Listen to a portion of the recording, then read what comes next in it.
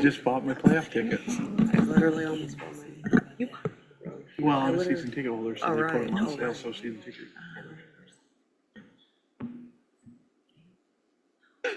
Looking at the computer, right? It's funny. Please. We even got my daughter, Celie, she's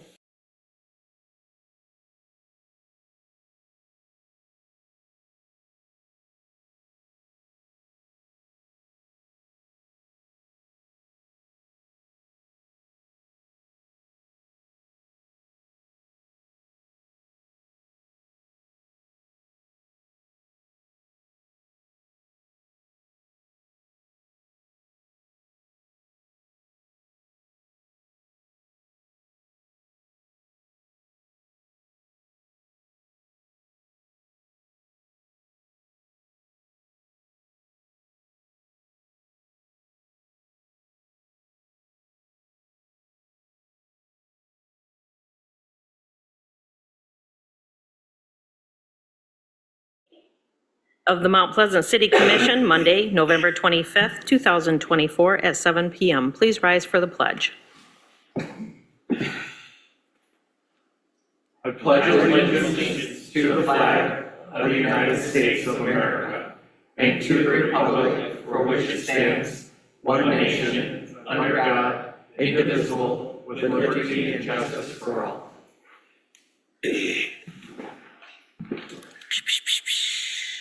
The Mount Pleasant City Commission recognizes the Anishinaabe, whose ancestral lands the city stands upon today.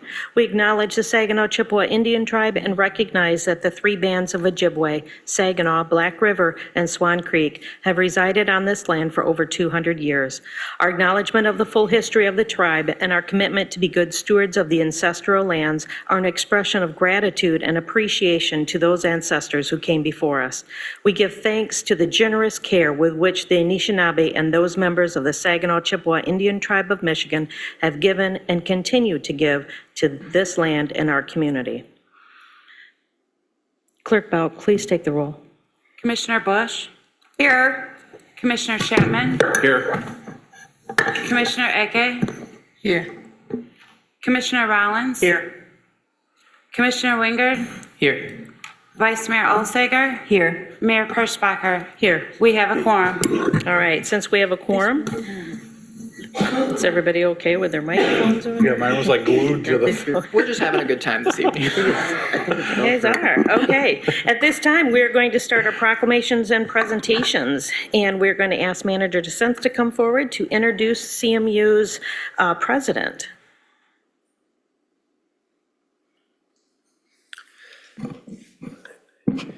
Neil McKinnon was unanimously appointed by the Board of Trustees to serve as Central Michigan University's 16th president and began his official duties on November 1st, 2024.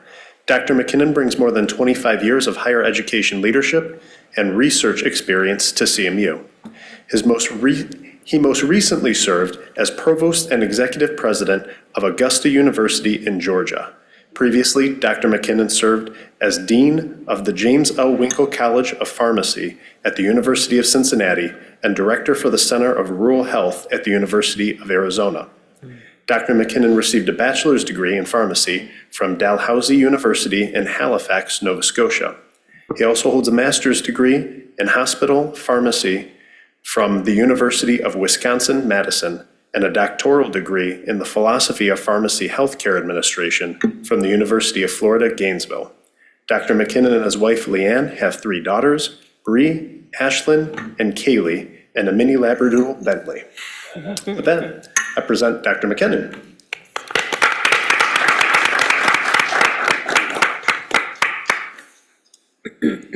All right. Well, thank you, Aaron, and thank you, Mayor Perschbacher, and the entire commission for the opportunity to introduce myself this evening. I certainly appreciate the Town and Gown partnership that I'm learning more about every day. And it really began several months ago when the mayor served actually on the search committee. We followed that up with a lunch last week, and I know she's a strong advocate for our partnership in our city-university relations. Now, yes, I'm born in Nova Scotia. I'm a dual U.S.-Canadian citizen, but I'm actually no stranger to Mount Pleasant. For the 7 years that I lived in Cincinnati, in Ohio, My wife and I, our three daughters, they did Scottish Highland dancing at Alma College. And so every May at the Highland Games, while our daughters competed, we actually stayed here in Mount Pleasant on the Comfort Inn right by the football stadium. And so during those times, we would go to restaurants on Mission Street, we would go to other businesses, and it was really our sanctuary from that busyness of the competition. In mid-September, when my wife and I were here on a secret trip after the search committee and trustees had chosen me, it was like coming back home. We came to restaurants and areas that we had known, and certainly in a very different role, but it was really familiar and reassuring to come back here to Mount Pleasant. Since November 1st, what I have found is the community has been warm and embracing. My wife and I have certainly enjoyed the initial 3+ weeks of being here. And we arrived kind of during the peak of fall. And yes, it's a little bit grayer now, but again, I'm originally from Canada, so I think I can handle it. It'll be okay. What I want to acknowledge this evening is that many in this community have helped CMU form our new strategic plan, which was approved just a year ago. One focus of our strategic plan is to ensure that all students have the opportunity to have at least one immersive, hands-on experience, something that this city and many local businesses provide to our students through internships, projects, and other experiences. Right in the mission statement of the university, and I have to admit, when I was applying for the job, the mission statement really struck me as being very different from many universities. So right in CMU's mission statement, it says that CMU is defined by the success of our students and alumni and the collective impact that we have on the communities in which we serve and live. That's powerful. So certainly that means that Mount Pleasant is part of our community. We hope that Mount Pleasant feels that this impact is strong and positive, and certainly we want to be good neighbors and partners with you. One of our 4 strategic priorities in our new plan is to engage communities. That's what it says, to engage communities. What does that mean? We want to cultivate and enrich our partnerships with all our local communities. To operationalize this, we've recently struck a new committee. It's really an alumni group that's going to engage the community. And part of the goal of that is really to better align our efforts as a university with your efforts as a city. I'd like to also share just a few quick updates about our university. First is enrollment. And certainly coming in this position, I was very familiar with what's happened over the past decade plus.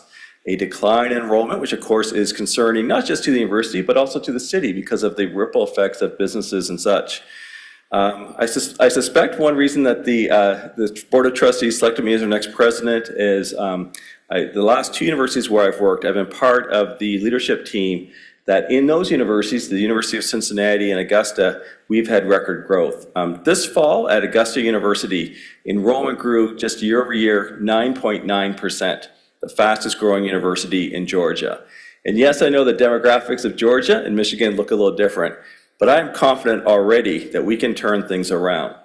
I do have some good news is that for the 3rd year in a row, CMU's incoming class is larger than the previous year. In this fall, it's not a huge number, but it was the first overall enrollment gain in a decade. And so I believe that we have reversed the trend, and certainly now, hopefully, we can have further growth. Our retention rate of our first-year students is also up, and more students are applying to CMU, and more importantly, also earning their degrees. We will soon be implementing what's called a strategic enrollment management plan. What is that? That is a roadmap to growth. At my previous university at Augusta, I led efforts to implement such a plan there, which I believe, again, led to the significant growth that we saw there. Research is also growing. We are a public research university. This past year, we set a new record for grants and research activity, a total of $38 million in the last year. And so that, again, has many economic ripple effects to the larger community.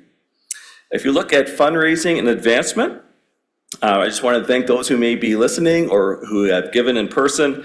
Our alumni and supporters have clearly supported our university, where we had the best year ever for fundraising. So this past year, our donors contributed $25.9 million which exceeded our stretch goal of $25 million.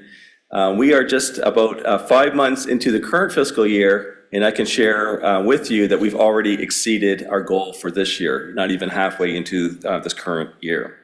Reminder that Giving Tuesday is December 3rd. Of course, I'm a president, I have to say that, right? Giving Tuesday is December 3rd, so certainly we appreciate your support there. I would also like to share some news about our rankings. The U.S. News World Report ranked CMU for excellence in the top 10% of all four-year colleges and universities in the nation.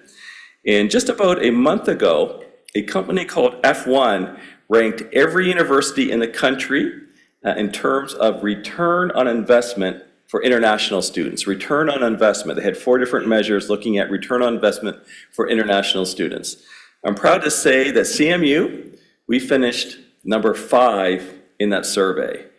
There's some other pretty good universities on that list as well. Harvard finished number 9, Princeton University number 4. So again, we're on a list with Harvard and Princeton, number 5 in the country for return on investment for international students. Newsweek ranked CMU as the number 2 public university in Michigan on its list of America's top online colleges. And Forbes named CMU to its annual list of the top 500 colleges, ranking in the top 200 of public universities in the country. So you can see we certainly have a lot to be proud of here in Mount Pleasant. Just shifting focus a little bit, just sharing with you a quick update in healthcare. CMU is looking to grow our College of Medicine in Saginaw. And I know there's perhaps been some past discussion on that topic. Our goal is to bring all 4 years of medical students together in one facility, but importantly for Mount Pleasant and the citizens of Isabella County, it will allow us then to increase the class size of our medical class from approximately 100 today in kind of in a 2-step approach up to about 150 medical students per class. So certainly that will be critical in an area like this that's a recognized health professional shortage area. At the same time, that will also free up space in one of our buildings where we can increase the class size of other health professional programs and allow us to launch our long-awaited nursing program. And so we're very excited about those opportunities.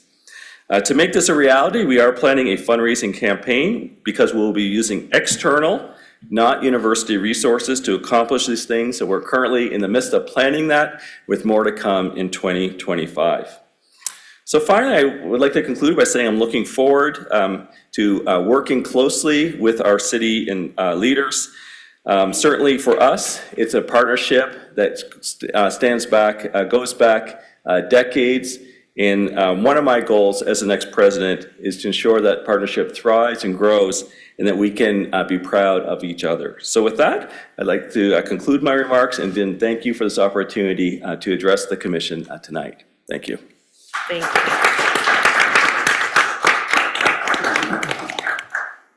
All right, thank you so much. We appreciate your time.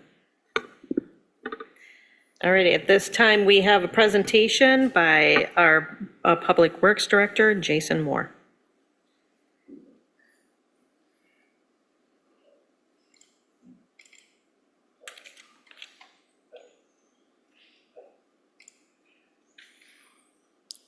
Good evening, Commissioners. I'd like to just give you a quick presentation of the capital projects that we've done over the last year. We've done some major projects. This slide kind of lists out the bids that we got back. This was put together back when there was some questions about the budget. And it just, I won't go through each one, but it does indicate that we're kind of reaching a plateau with our pricing that's been coming back. So things have stabilized. You see a lot of these came in under budget. Now that budget was kind of aiming, as things were going higher and higher. So that's a little bit misleading, but the prices did come in good this year. So for the most part. At the Water Resource Recovery Facility, we finished up our phase 1 of that overall project. And that included the digesters at the plant, finishing those up. These two pictures, they show the gas dome lid that we put on one of those digesters. That was finished up, as well as the the insulation around the outside of the digesters, that gray wall there. On the phase 2 aspect of the project, really the big ticket item was the AGS tank. That's quite an undertaking. That first picture there is when they were pouring the slab. You can see there was still snow on the ground at the time. And then a little later in the year, we've got the AGS wall construction. And then the tanks were finished up recently, at least the concrete portion of it. They're still installing the mechanicals and the plumbing inside of those tanks. And it's a little hard to get a scale of this, but each one of those 3 sections of that tank are just over 750,000 gallons, and so those are big tanks. And the AGS actually, once that comes online, that upgrades our treatment process. Really the main part of our treatment process. It eliminates those RBCs, which I think some of you have heard about. We've struggled with in the past. They were well beyond their useful life. And so these AGS replaces that, as well as those trickling filter towers sort of in the background there that you can see in that third picture. And then at our water plant, we had some smaller scale projects, but still important. One was the roof project, where we took the existing roof, which is, the age of the plant, which is a little over 30 years old now. And we replaced that ballasted roof with a membrane glued down style roof that you can see there on the right. This was a kind of exciting project at the water plant. We replaced both boilers. Originally, we had planned on only replacing one, but we were able to procure a grant from the state to install 95% efficient boilers there. Those ones on the left are again, they came with the plant, and so those are 80% efficient. Each one of these boilers is 750,000 BTU, which is probably about 10 times the size of a normal furnace at your house. And so that 80 to 95% efficiency saves us a fair bit every year now. Another big project in the water department was the recoating of our 1 million elevated.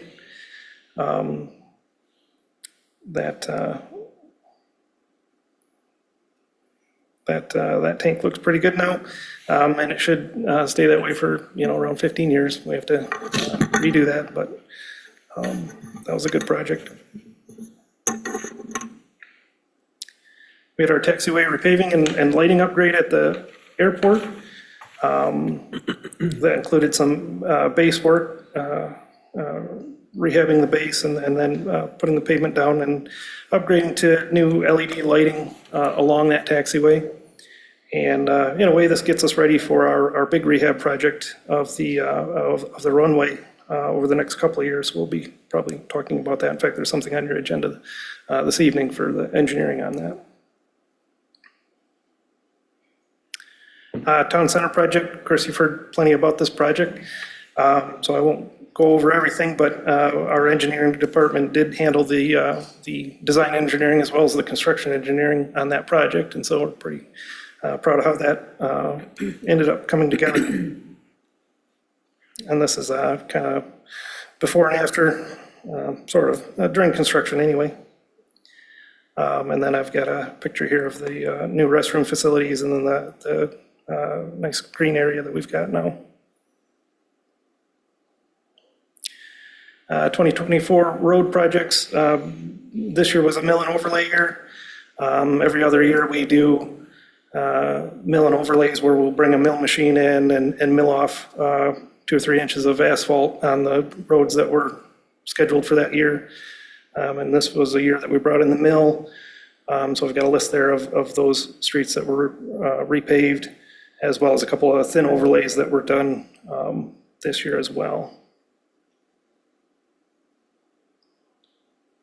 And of course, we've got our crack sealing and pavement marking that we do every year. Pavement marking, there are some pavement marking that we do every year, but others we do every other year. We'll do a portion of the marking every other year. As far as sidewalk goes, we had our new sidewalk at Chipwaters Park, surrounding that playscape area. And then, of course, our regular $150,000 of replacement sidewalk that we do, complaint locations and just sidewalk that we find is in poor condition. This is a picture of the Pickard and Brown Street storm upgrade. This was an upgrade that was indicated by our stormwater management plan.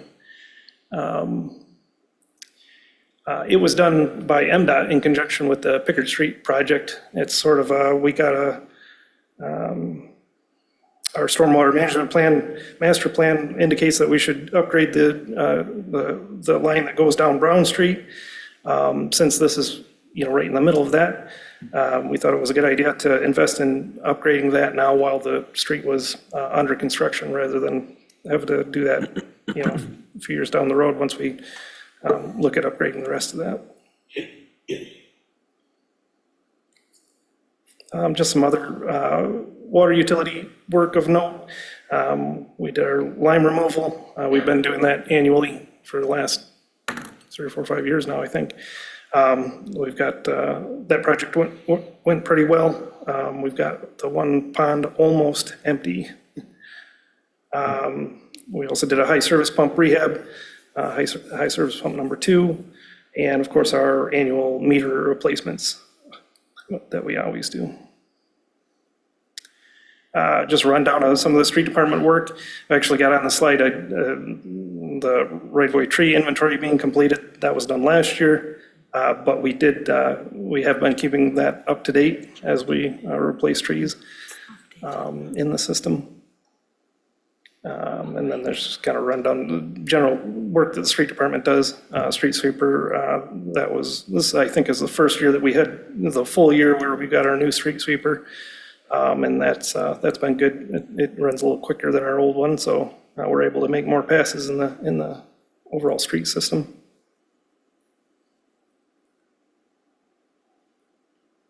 Another slide about the airport. It talks a little bit about our fuel sales and utilization of the airport. Some of those numbers are a little bit down from previous years because of all that construction that we did. So we had the airport shut down for a couple of weeks this summer. That's all I have. Are there any questions? Yeah. Yeah. Yes. Good Thank you, job. Jason. Yes, thank you so much. We appreciate it. Yep. All right, at this time, we have a presentation by our Parks and Rec Director, Phil. Looks like you're going to be up here for a couple of moments. Yeah, Planned on it. okay.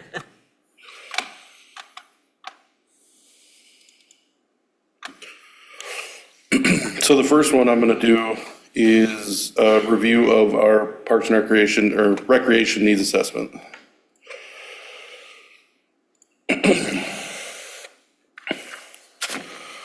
So earlier this year, we did a rec needs assessment, and we actually got an outside company to assist us with that, and that was very done. And this is kind of an overview of the results. So the goal of the recreation programs assessment is to guide the city in the delivery of programs and services that contribute to the local community with the opportunity to enhance regional opportunities.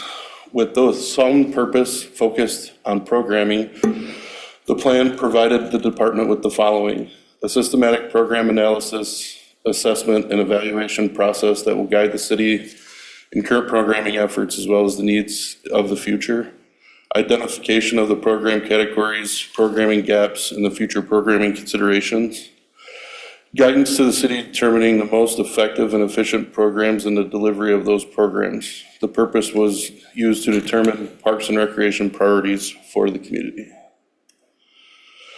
Our data collection methodology,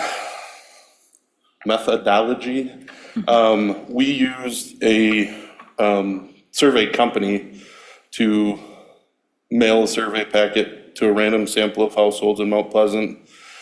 Each survey packet contained a cover letter, copy of the survey, and a postage-paid return envelope. Residents who received the survey were given the option of returning their survey by mail or completing it online.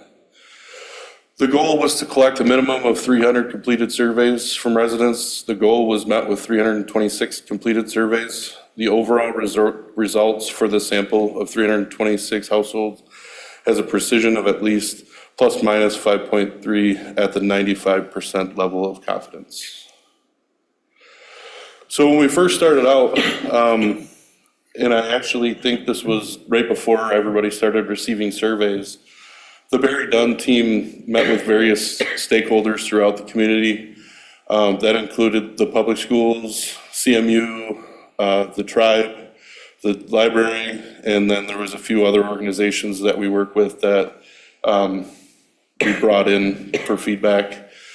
Then we went on to do staff interviews. They individually met with all of the staff members just to collect feedback. Going back to that too, we did do a link survey as well. Those surveys were collected and we got to review that data, but this was mostly on the 326 surveys that we received. Essential takeaways, many of the stakeholders and participants highlighted the need to support individual users with self-guided programs as well as potential planned and program activities. One of the things that we were kind of putting this to would be like wayfinding throughout the parks and those different things. Programs and activities being welcoming and accessible to residents of all ages and abilities was an important note. A portion of that was actually hitting all of the different segments in the population. So we don't do a whole lot of senior programming because that's done by the Council on Aging, you know, those types of things. But we do recognize that there are some gaps, and then we'll kind of get into that as we go along here. One of the key takeaways was the need for a medium to large outdoor event and activity space. We did that with Town Center, we believe. While participation is in some key programs and events is high, there is always room for additional growth. Strengths, youth programming is strong. After school and summer programming is great. Special events offered once a month or once a year rather than weekly are great options. So we were getting some feedback that, like for instance, our Beat the Heat program, it was 9 straight weeks. And people were just getting burned out coming all 9 straight weeks. And so what we did is we ended up putting a week between, and so that definitely got some more attendance. Pathways in the city are fantastic, and Start Smart for Beginners is a great program. For those of you that don't know what that program is, it is our 3 to 4-year-olds, and it's basically an introduction into athletics. So we run one program where you can try each one of them, and then we also run like a 5-week soccer, a 5-week golf, tennis, you know, those types of things. Some opportunities, development opportunities on the river. More tournaments would help showcase the city. Unfortunately for us, a lot of that was hurt when the pandemic came, and we're starting to recover from that, but we're definitely not there yet. Heat mapping for locational accessibility to programming or programs, more outdoor environmental opportunities. Mill Pond Nature Center could be reopened. So for people that don't know, the back part of the Mill Pond Pavilion was designed as a nature center. It never really came to fruition for very long. But so we've done a little bit of work and we kind of use that a little bit of storage, unfortunately, right now. Some challenges, the department hasn't been able to use the schools as much in the past. Now, that's kind of twofold. We don't use the facilities as much in the past because parents want to have places to sit for the games and different things. And so in the elementary schools, you're almost right on the wall. There's not a whole lot of bleacher space, stuff like that. And so that's kind of why we moved some of that stuff to Maury Courts. But they are now charging a fee for the use of those. So we've been a little bit more cognizant on how we run some of the programs. We don't have any city-owned indoor facilities to host events or programs. A perfect example of that would be like our daddy-daughter date night. It's a great program for us, but we spend like $5,000 just on the facility. So then that's a year. So no longer hosting a large youth softball tournament. We are getting back into that. It's nowhere near what it was. I believe at its high point, it was 127 teams. So we've considerably lessened that, but we are starting to build that back up. Man vs. Mountain was a huge event that we used to do. There's a lot of reasons why we don't run that program anymore.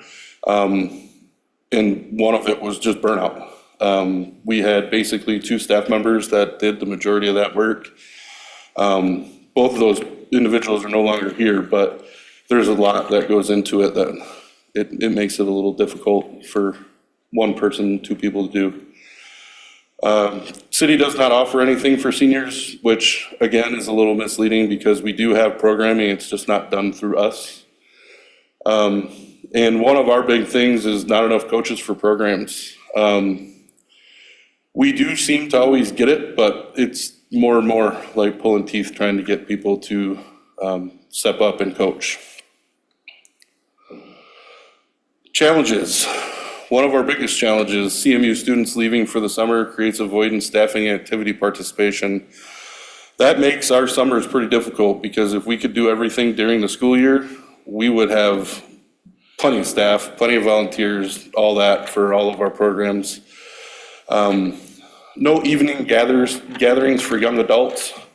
No outdoor programming, especially on the river. There's still a concern about the water quality of the river, even though we are tracking that and there are things being done to help with that. There's still a lot of concern about that. Trails do not always feel safe. For any of you that have been on the trails at night, it's dark. So I can totally understand that comment. And then CMU has limited public access to their facilities. Key findings on participation, program participation, 30% of respondents report participating in programs offered by the department during the past year. Most of those respondents, 94%, rated those programs either excellent or good. Organizations used for activities, respondents most often, 67% report using Mount Pleasant Parks and Recreation for recreation and sports activities over the past 2 years. That is followed by Maury Courts in the ice arena at 44% and CMU for 40%. So we still rank ahead, which I love. Participation, 93% report visiting Mount Pleasant parks, trails, or recreation facilities in the last year. Of those respondents, 96% rated the overall quality as excellent or good.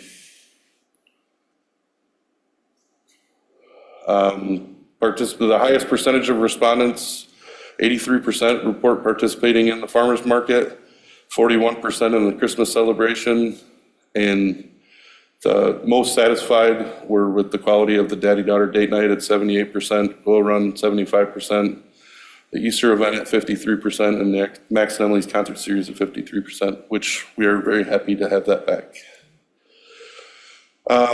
Farmers market, 83% report visiting the farmers market in the last year of those respondents.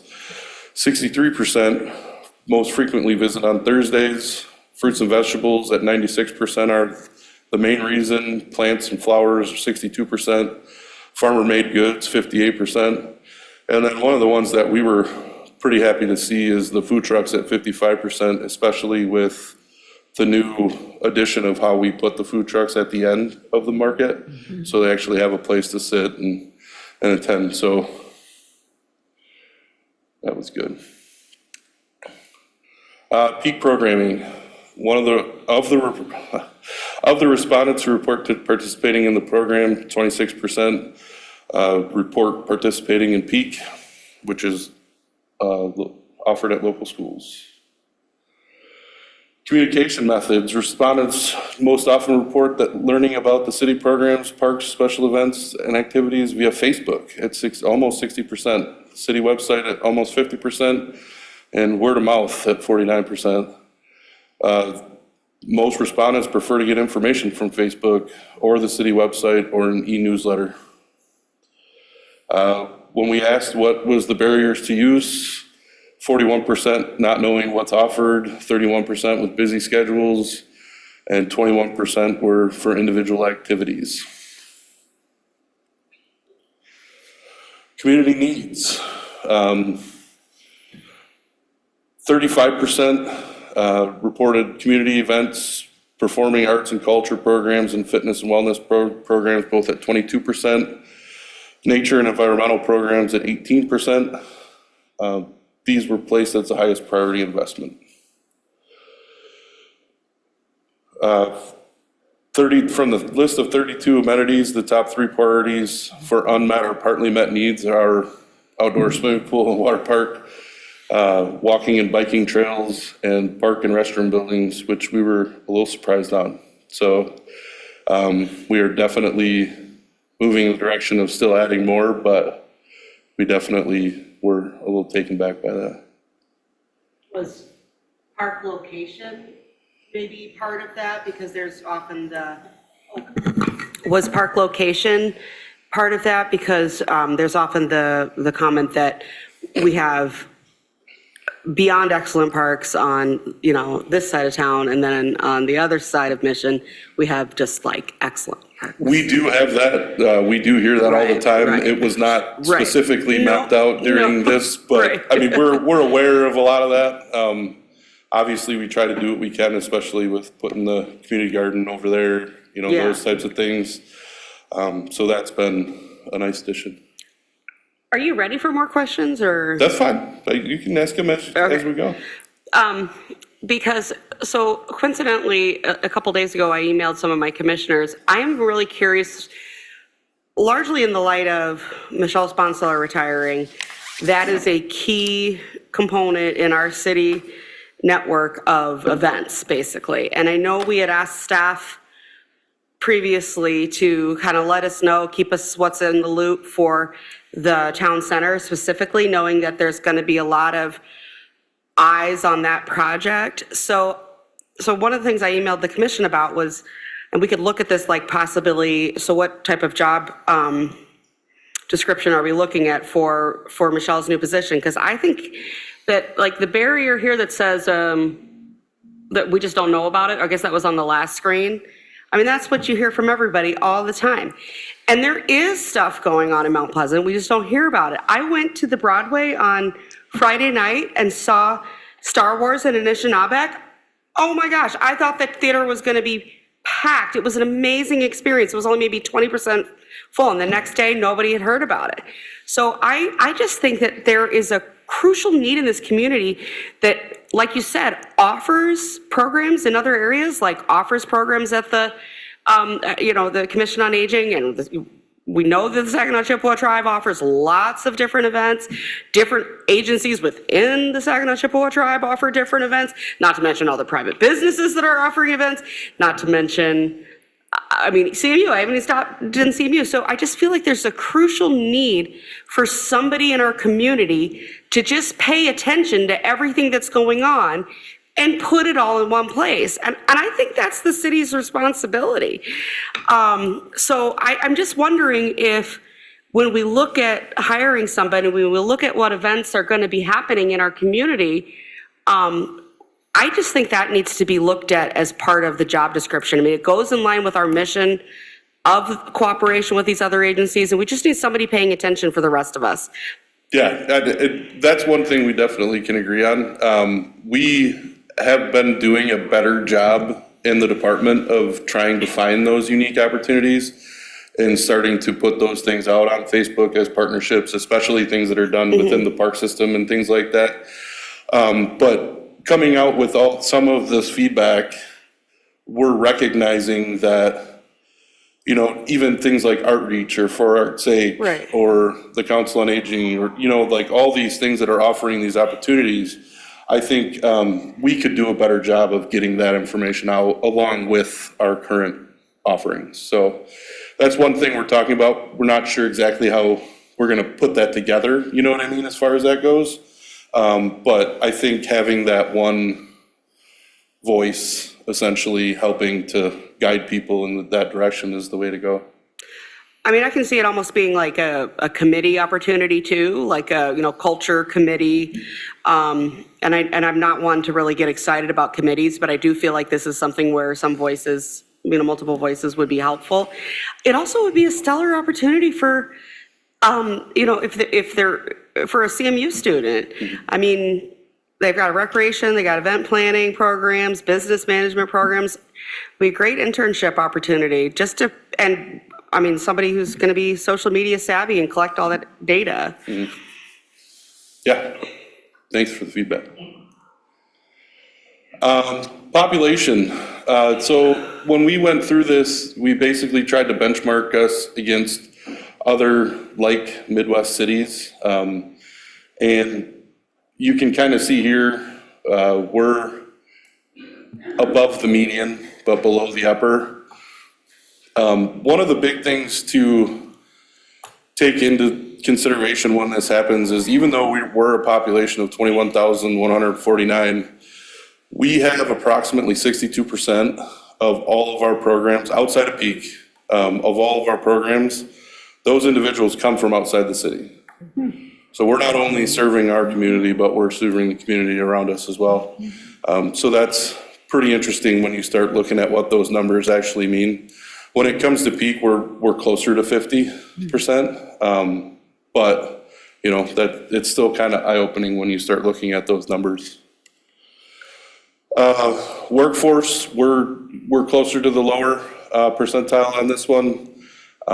Where we have 15, and then the upper have 60. The one thing that's really not portrayed in this is that the amenities that you have, like if you have 60, you probably have a community center or something like that, and so, or a swimming pool. So you really got to take that into consideration too when this is coming through.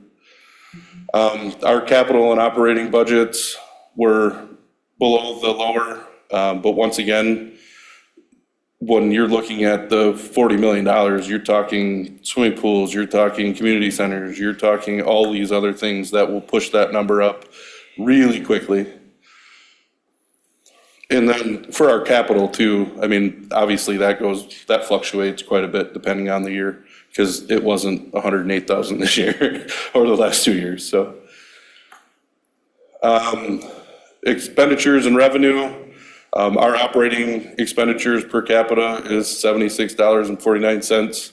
We are significantly below the lower, but then you look at our operating revenue per capita and we're almost touching the upper. So we're doing pretty good with the resources that we have. Some recommendations. So one of the big recommendations in this is developing a cost recovery model. And so basically by doing that, you would have that pyramid on the right. So the no cost or low cost would be the complete community benefit. And then the 100% to plus 120% or whatever would be the highly individualized program activities. When you're looking at the community benefit, that's usually like special events and different things like that. And when you start looking at the highly individual benefit, that's like sports camps and things like that. Where And then using that cost recovery model to create individual mini business plans, and then track our revenues and expenses against cost recovery to make sure that we're meeting those goals.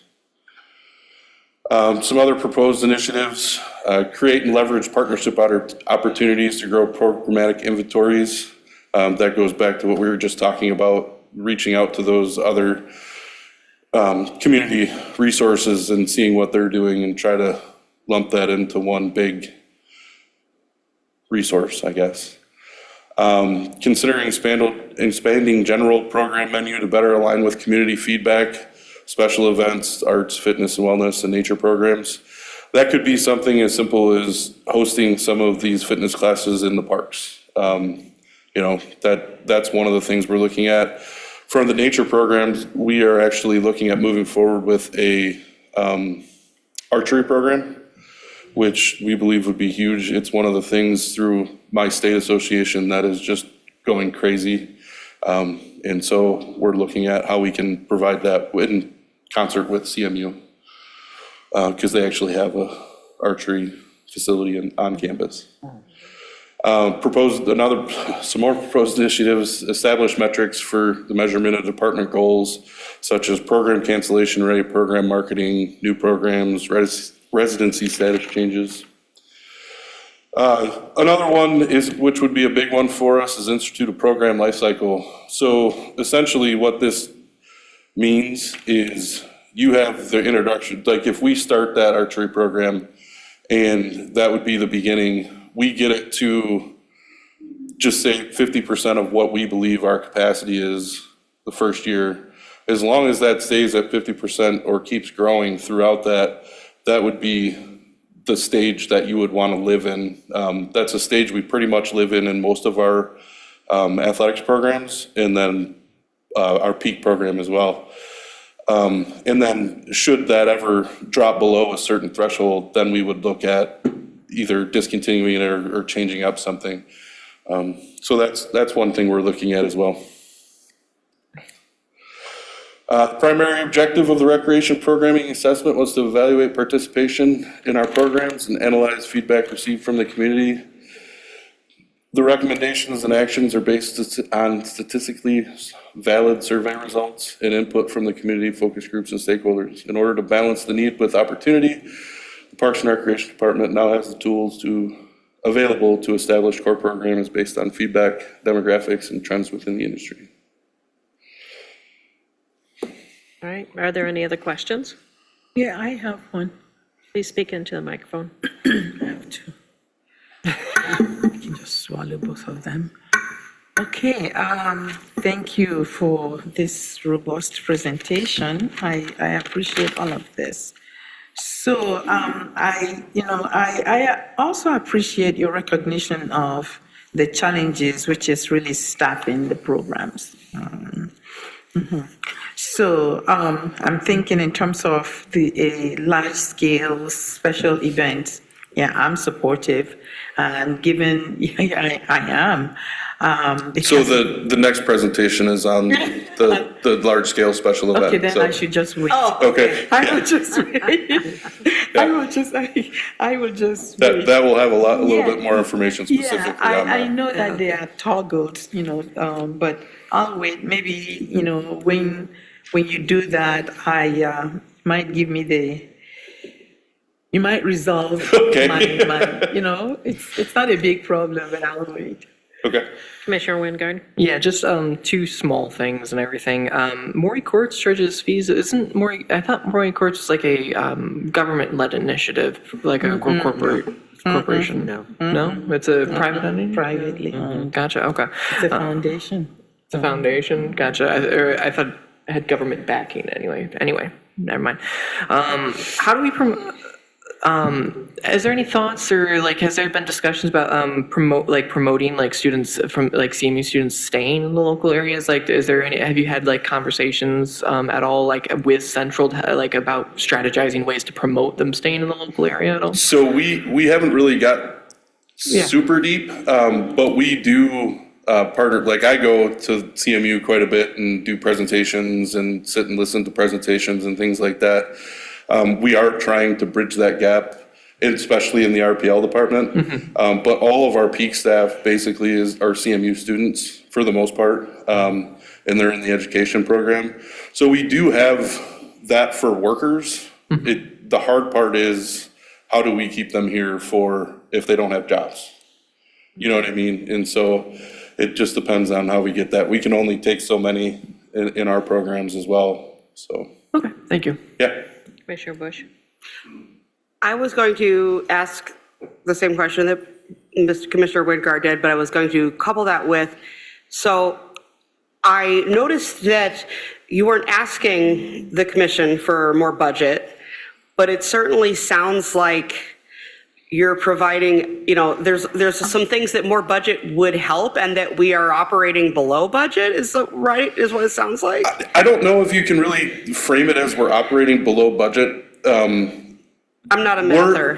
What? I'm not a math person, but yeah. Well, no, I'm just looking at it, this is basically the budget that we've had for Right. a number of years, and this is how we've chosen to push those resources out.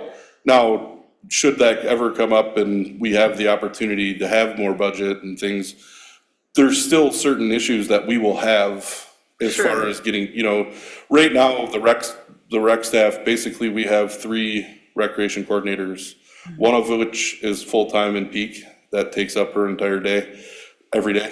The other one does athletics and then some special events. Right. And then the other one does farmer's market and some special events. Right. And so when we actually list out everything that we do, we are at capacity, and that's one of the reasons why we don't do a whole lot of sponsorship. That's why we don't have the opportunity to jump in and add those things. But, I mean, I would be foolish to say that if we had more budget, I wouldn't want it. You know what I mean? We have to be very strategic in how we do that and what the expectations are from that. I mean, it does sound like you could deal with maybe one more staff member, like somebody who would, because you don't have any wiggle room. So when I suggest like an intern, that sounds like something you don't even have time for. Right, and that's one of the issues when we start talking interns anywhere, is there Right. still has to be staff that's overseeing those interns. and things like Exactly. that. So, So it sounds to me like, especially, considering that there's, stuff going on with, are we posting Michelle Sponseller's job yet, or? we're still No. in the development stages on that. Right, so. right. So there's, I'm just thinking, in partnership with that issue, so. Yeah, I mean, like I said, from my perspective, we're just looking at it from our existing staff. We weren't really throwing out, this would be the idea if something else happened, Commissioner Chapman? I am a math person, so I was doing a little numbers here. I'm curious, okay, so the operating expenditures per capita, 76.49. And what is the operating revenue number that's not a percentage? Is that 30%, 36% of that expenditure is what you're bringing back in? Yeah. So you're spending 27.54 per capita. And so what you're talking about in the revenue, when you say per capita, how many people is that? Is that per It's per taxpayer? person, per Or per person, the number, so 21,000, whatever that Gotcha. number is. Yeah. Times that. Yeah. Okay, and so what is the push to do the cost recovery Right. when we've budgeted taxpayers' So money? Is that that's not two really. different things? Yeah, so the way that I'm looking at it from a cost recovery is I want to be able to go through and say, okay, if we bring in this particular program, it fits in this pyramid here, so our expectation is when we put the budget together, that we will be bringing in this number. Gotcha. You know what I mean? So not to have a It's not net zero. necessarily to increase Yeah. Gotcha. our Okay. take back, but right now, we don't have anything in place that outlines where we should be looking at for like even peak. We don't know what that number should be. Yeah, sure. Based on what the opinion is. Yeah. We do know that we bring in a significant amount of money, but it's nowhere near what the program costs. You know what I Yeah. mean? So, Well, I know we've had that conversation where it's a huge benefit to our community to have. yes. So that's- that's money that we need to budget for because it's so important to our community. And so for me if we can't get that cost recovery for the whatever, I mean, Well, yeah, and that's You why know. that pyramid is the way it is. Yeah. You know, when you start looking at the community benefit, it Yeah. pushes it down, and so you're Absolutely. less cost recovery conscious, I yeah, guess. okay, thanks. Commissioner Eke?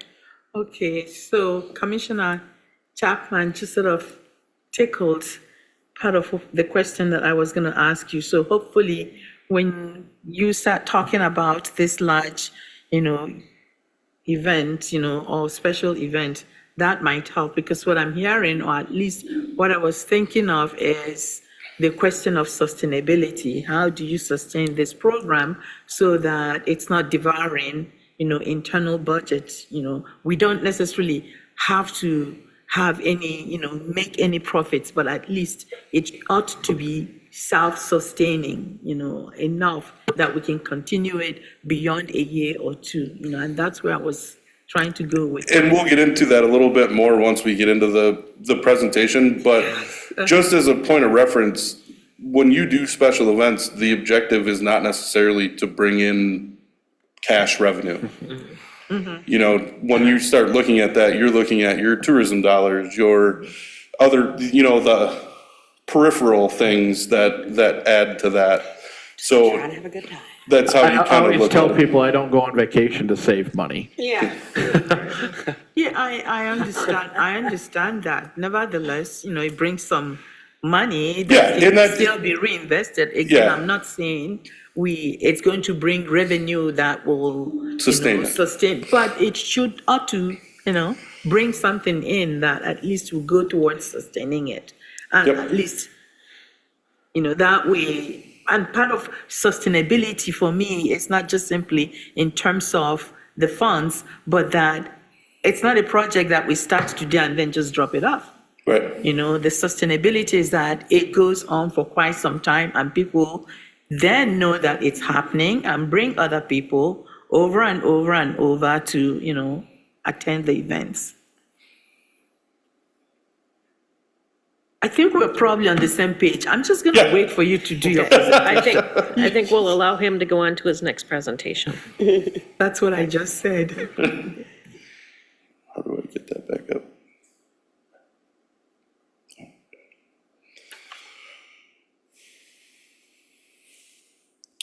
All right, presentation number 2, large-scale events. So the introduction, basically, we're just looking at the proposal for a large-scale special event. Key consideration is resource limitations with staff and also external assistance. Object is assess the potential benefits and challenges. I'm going to start out, basically, the way that I have this presentation set up is we're going to start out with pros, we're going to go to cons, and then I have a mitigation section that we can go through. So pros, economic and community impact, you boost the local economy through increased tourism and spending, strengthen community pride and engagement, opportunity to highlight local culture and attractions, enhance the municipality's reputation as a vibrant and proactive community, attract media attention and potential sponsorships.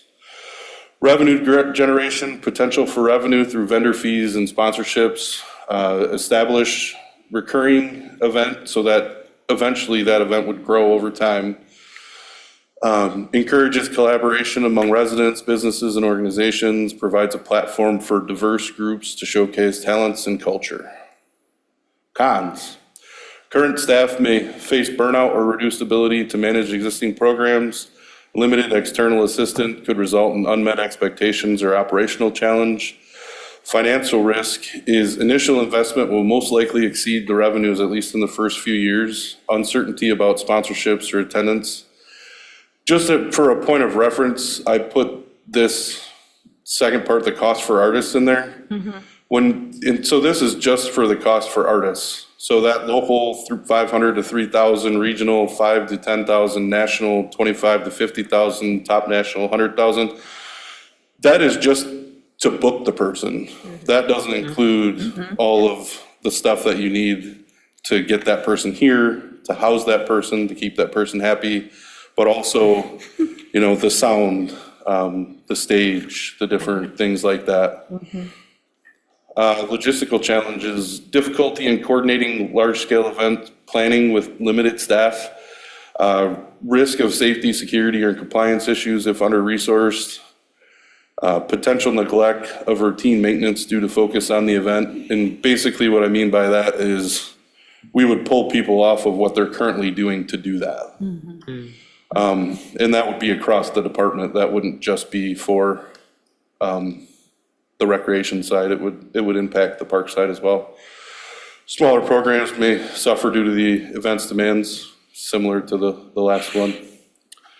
So some strategies for mitigation, partner with local organizations, volunteers, and businesses for support. I just mentioned a couple, CVB, the Tribe, Chamber of Commerce, CMU, and then phasing the implementation. So start with a one-day concert, grow to a two-day concert, add a car show, add an art show, something like that. The one thing that we were looking at is, should we go about doing this? We could most likely partner with something that we have, but you also have to be strategic about when you do it. You know, do you want to do it when students are here? Do you want to do it over the summer? And so by doing that, you may take away something else from a different season, you know, so. Sponsorships, actively pursue funding opportunities to offset the costs. Examples would be stage sponsors, food and beverage sponsors, VIP sponsors. We could leverage technology, use digital tools for event management and communication to increase efficiency. There's event planning and work management tools, communication tools, social media platforms that all assist with that. Obviously, there could be a cost for some of those things too, though. So recommendation is to consider a pilot event to evaluate the feasibility, align the event scope with available resources, and then regularly review staffing and resources for sustainability purposes. Questions? Okay, so I actually do like what you're trying to do here. That's, you know, that's where I was partly going with my comments, that I like what you're trying to do. I am supportive of this, particularly since we spent a lot of time talking about and putting together the town center. That's a place that we could imagine doing some events, you know, and, you know, I mean, I imagine it. I see how it can serve as a huge gathering space for the community, for all sorts of things, you know, and then, you know, justify why, you know, we have it there. I like the idea of collaborating with, you know, organizations that are already here or entities that are in town. The university brings people in from time to time. The Tribe does, Midmish, you know, does. And I think part of what we probably would have to do, I hope, whoever takes over this position would have to do is to coordinate calendars. I think that's the big problem, you know, coordinating a calendar of events so that people know when, you know, who is coming, and then hopefully that way you could figure out how to work with that. You are absolutely. Just so you know too, sorry to interrupt you. Sorry, go ahead. We have had preliminary conversations with the CVB, with the chamber, some with CMU, but. Are they interested? And there's always an interest. I think it comes down to the resources. Resources, yeah. You know, and that's really, at the end of the day, what I believe this whole conversation will come down to. I agree. So whoever, you know, we've been talking about, or at least sideways, you know, Michelle Sponsler's position. So, you know, I had a conversation with Michelle earlier about the possibility of, you know, putting together some events, you know, for that we could do, public special events that we could do. And we're talking about that. But given that your survey has revealed that people are interested in something like that. Are interested in events or things that would at least give the impression, that this town is alive, that things happen in this town, and bring people in this town. I do think that it is important for us, to find a way of, putting something together.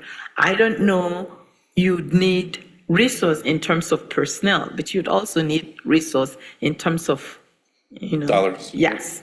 So a combination of both. And I think I am interested in having a conversation that actually addresses this.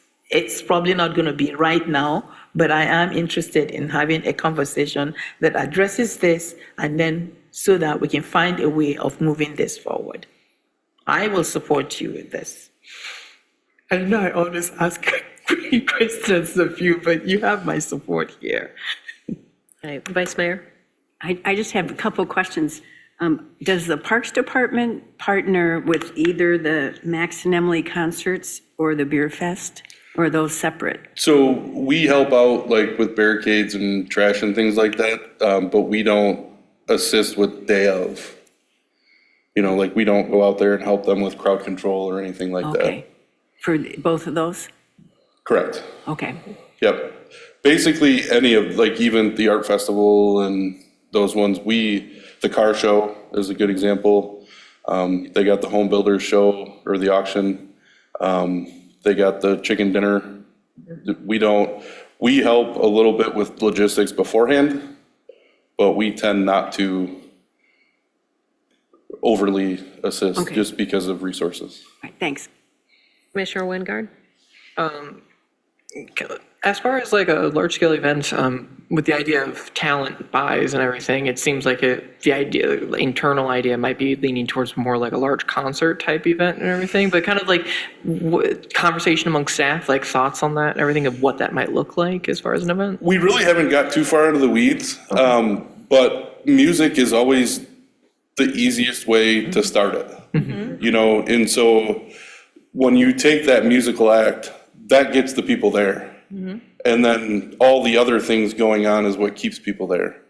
And so if we can figure out a way to attract, a fairly large regional act or something like that, then you at least know you'll have an audience. Then it's kind of up to you to provide that extra experience, like for a festival type situation. So like you could start, like at the end of the day, you could have your big act, but all leading up to that, you could have an art show, you could have a lot of little acts with different genres and things like that. Food and music seem to be the two attractors for people. Other bit of feedback I had, talking about like burnout to staff and everything. Burnout on staff is always a big concern there, and especially because it's maintaining the sustainability of the infrastructure. As far as if an event like this was like successful to a really strong degree, is it ever like a consideration of having a staff member whose job is just planning this event year after year? I think that's their I think sole you would role? almost have to have that, because you would have to have that dedicated resource. Yeah. I mean, it's similar to the farmer's market when you look at it. During the off-season, they're recruiting vendors, they're figuring out what those little events during the market is trying to happen. So there's all that planning. You're not looking at just that one day. It's all the work up to that one day. Yeah, the last thing I'd say on that, I come from Grayling, Michigan originally, that has the Saddle River Canoe Festival, and that's been going for 7 years. So this is just trying to start something here, but something that they do, they have paid staff, obviously, but just because it's such a big cultural thing, there's a really strong like volunteer and like community, like a committee that's put together for that. So it would just be like as much as possible, just like wanting to bring in like community and volunteer support to create And that's that what we as would, well. that's what we would look for.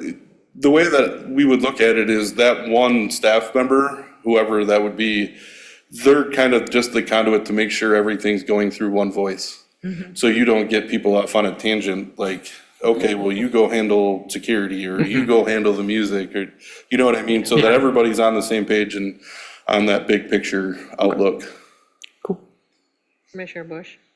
When evaluating what type of event would be the goal for the downtown, for the new downtown center, what have you evaluated for the attendance cap to be on something like that? Because I'll be honest with you, I didn't originally expect it to be like, we're trying to get a big, like a county fair, like type act, like. And I think it depends on who you talk to, what the expectation is, so. But I mean, like, You from know. a fire safety standpoint, like, in terms of, like, where would an act that you're paying $20,000 for, how many people are you like, that's the type of thing I would, like, want to know before, like, I was thinking more along the lines of, like, community, like, cultural type things, like, maybe we would have, Mount Pleasant Public Schools do, like, an all-day concert in the park thing, showcase kids' music or something like, Well, and not for nothing, that goes back to expectation, right? So I think the first step would be figuring out what those expectations were. Because I know, like, for instance, from the CVP's perspective, they're looking at heads and beds. You know what I mean? And so if you want them to be Right. involved, you have to Yeah. provide something that's going to attract somebody that's gonna come from out of town and stay overnight. You know, Yes. and so your local community thing, it's nice, and I'm not discounting that, please don't take this that no, way. I see your point. But you're Yeah. not going to attract those people from out of town. Well, that's what I'm worried about, though, because I'm worried about the physical size of the place, because I just don't see that place I mean, again, I'm not a math person, but like but I'm pretty good at guessing numbers of people.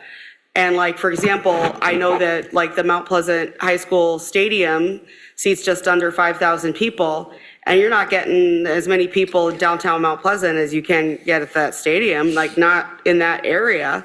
So that's my point. That's kind of part of why I was asking the question. Right. Yeah, and I think it would be being creative on how you set that up. Do you have the music in the parking lot and then you have the vendors lining the streets and getting Right. people out? You know what I mean? Like that's I just think a the lot counting farther of than the- as far as what we've I gotten mean, I so think far. that somewhere in data, somewhere is how many people can stand comfortably in Oh, yeah. a, Yes. 20-foot square area of Yeah. street or something like that, you know what I mean? I just, from a practical standpoint, because if you do those number crunchings and find out it's only 500 people or 1,000 Right. people, then you gotta look at it. Well, and one of the Yeah. things that we're doing internally, like for instance, the Christmas celebration is going to be a huge test, I guess, for what that kind of looks like. Cool. Because we do have the light show this year. Yeah. We're up to, I think, 58 vendors. So you're going to see at least that parking lot filled, and then figure out how the attendees move around that. Cool. Commissioner Rollins? He already answered my question. Okay, Commissioner Eke? Okay, so for me right now, I know we're talking, we're engaged in a lot of abstract conversation for me. So, if that would help you, one, I appreciate the presentations, but what I would hope you would do and what would help me is maybe developing a plan or putting together some kind of, plan of how you're envisioning this, special event, and especially, in terms of utilizing this, space, either the Mount Pleasant Town Center or another space, but, and how soon, you anticipate, putting on this event, and even as you've indicated in terms of the cost of bringing in these artists. I'm going to assume that, if you're working with other entities in the community, after the conversation with them, you develop some kind of plan then that is much more concrete in terms of, here is this event or number of events that you've envisioned. We're going to do it once a month, once a year, or summer or winter or fall, however you envision it, and this is what it means for us. That would help me a lot, because right now, I hear what we're saying, but until we have something concrete that says this is where we're going with this, all of this conversation, it's not, I don't know whether I'm making sense. Yeah. Yeah, I just want a plan. Yeah. I want a plan that's been Well, concretized. and essentially, this presentation just kind of outlines Where you're what going. our issues are, what our positives are, and kind of the direction we're going. And then I think at some point, we will sit down and kind of develop that a little bit more. Just want to get feedback on what everyone's position is. Is that something we want to continue to look Yeah. at, and, kind of what does that look like? I like a special event. I'm supporting that. I don't know about the rest of my colleagues, but if we're going to go in that direction, yeah, I want to support that because we really need to use that space. Okay, and then let's have some plan on how we're going to use that space coming from you, and then we'll have this conversation again. Has anybody brought up either bringing back, or, the bike race or canoe racing? So that has been mentioned, both actually. It'll go back to how it was, originally it was not run by the city. Right. You know what I mean? And so it would take a group to be put together for something like that. But there was a lot of things brought up in the short conversations that we've had. It goes all the way back to Summerfest and all these different things. And what do we really want it to look like? And what is the ultimate goal of this event? Is the goal just to use the space? Or is the goal to do something that has, Town meeting. Yeah. Right. All right. Are there any other questions, comments? I just want to have a river race. Yeah. All right, any other questions or Going to do the comments? run with the river? Okay. All right. We appreciate your time, Phil. Thank you. Thanks. Good job. Thank you. All right, now we're going to move on to additions or deletions to the agenda. Does any of the commissioners wishing to add or delete manager dissents? I'm going to ask that the city commission remove consent item number 12, approve 2025 proposed operating budget from the agenda. Staff was hoping to have some final paperwork to the city commission this evening. However, we're still working on some of the information on that paperwork related to the adoption of the proposed budget. We will have that available at our next city commission meeting. Okay. Commissioner Ake. I have questions regarding consent item number 14.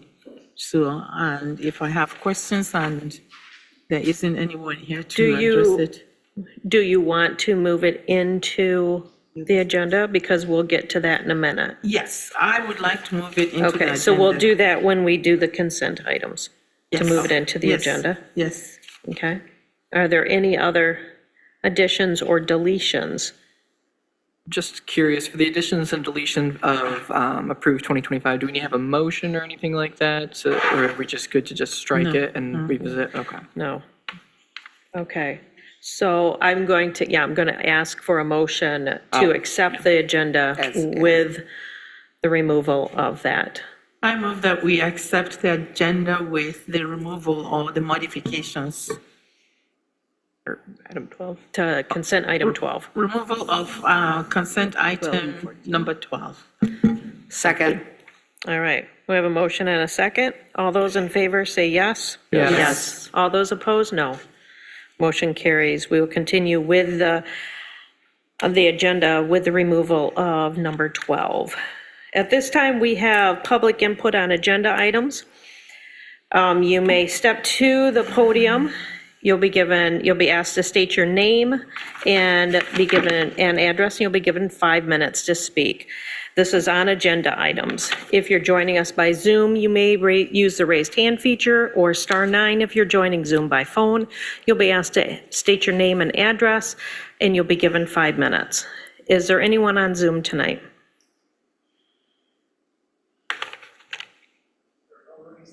Okay, is there anyone in the audience tonight that wishes to speak on agenda items?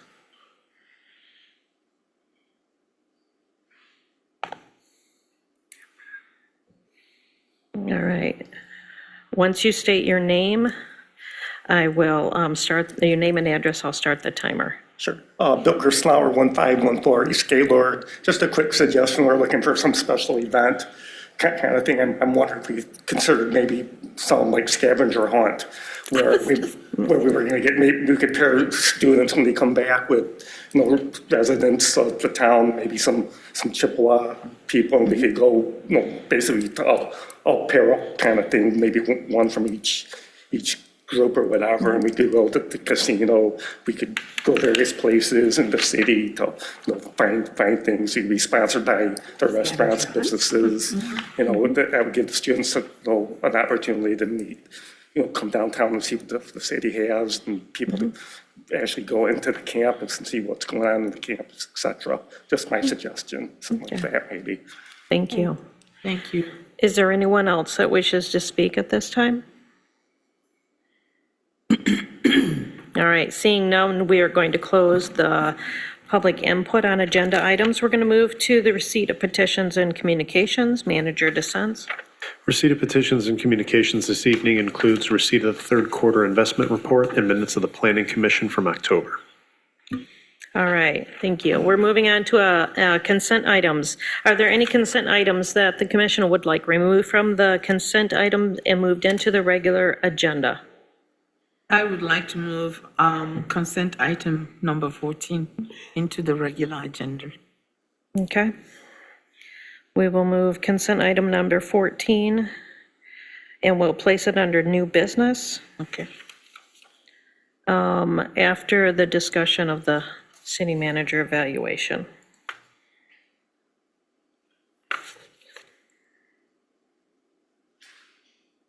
Are there any other consent items that the commission would like to move into the regular agenda? Okay, seeing none, manager dissents. Consent items this evening includes approval of the minutes from the regular meeting held November 11, 2024, approve a professional engineering services agreement with Mead and Hunt for $18,409 for the procurement of a tractor-mounted snow blower for the Mount Pleasant Regional Airport and authorize the city manager to sign the contract. Approve the 2025 chemical bid contracts. Request to amend the current fire department budget for the purchase of up to $65,000 in turnout gear and authorize a sole source purchase from Premier Safety. Approve proposed sign language for new airport sign. Approve permanent easement for Consumers Energy guy wires for GKB Mid-Michigan Pathway North segment at northeast corner of Harris and Broadway Street intersection. Consider approval of a 5-year contract for audit services with Vardenveld and Hafner LLC, and approval of payrolls and warrants. All right, I move to approve the consent items as presented. thank you. Is there a second? I'll second. All right, there's a motion and a second. All those in favor say yes. Yes. Yes. All those opposed, no. All right, consent items have been passed. We're going to move on to public hearings. We don't have any tonight, so we'll move on to new business. Manager dissents. So consider approval of the asset management policy. Staff has provided a proposed asset management policy which draws on best practices in asset management from the Michigan Infrastructure Council. Tonight, we're joined by Public Works Director Jason Moore. He's here to provide an overview and answer any questions the City Commission may have. City Commission is asked to approve the proposed plan or the proposed policy this evening.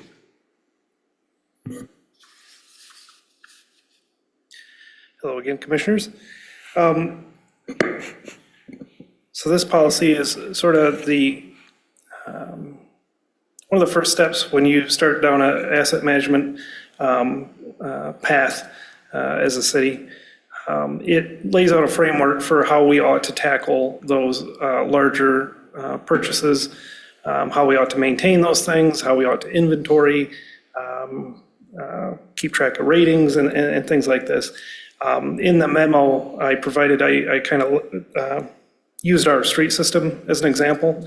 It's one of the asset management classes, or asset classes that we have, sort of the most robust program for asset management.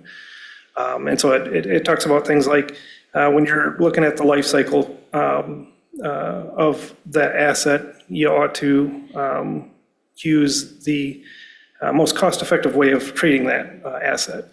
So that's not necessarily the worst first when you're talking about streets. That's, it might be that you do overlays on a street that's not in that terrible shape rather than spending 10 times the amount on reconstruct. When reconstructs, that means that that street is already in a condition, it could continue to get a bit worse before you do that reconstruct, and you're really not out anything, as far as the cost of maintenance.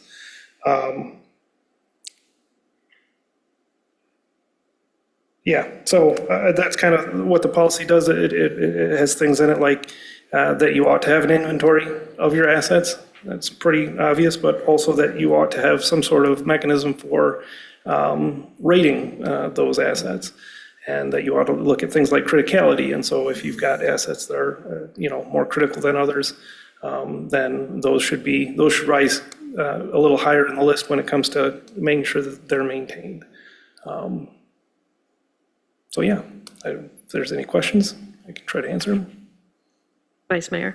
I just have a comment that I'm glad there's one specific rating system of using that PASER rating system. Yeah. I think that's a good aspect of that plan. Yeah, yep, and that's what we use in streets. And we've modeled we do a rating system for our sidewalk system, and we kind of modeled it after that. It's a 1 through 10 rating system. And so, yeah, seems to work well. It conveys the information well as well, also.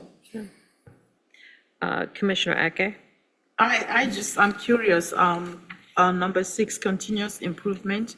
You talk about review and updating, and you said set a schedule, but, for me, the setting of the schedule it's kind of general. So is there anywhere where you might stipulate the frequency of, Yeah, so- maybe every 4 or 5 years or 3 years?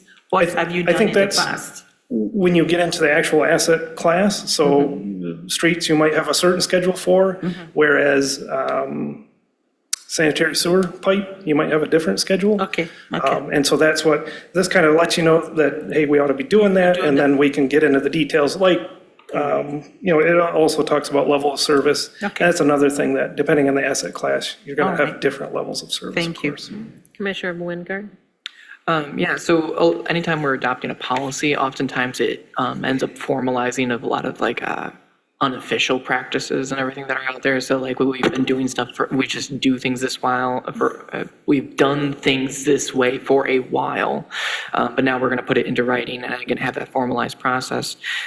In setting this up and everything, you and your team, has there been any what was the biggest development or takeaway and everything for as you're considering your processes?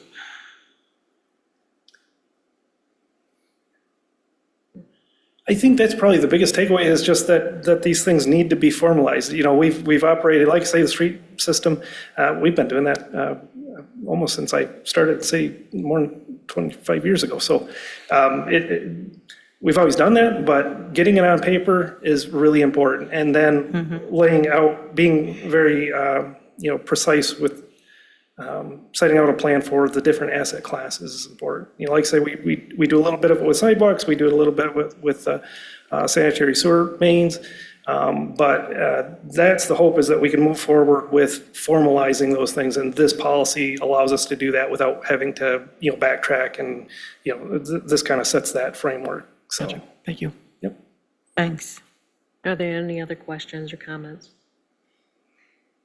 Commissioner Chapman? I was looking at the financial planning, and as we're talking about assets, one of the things I thought about was the WRF.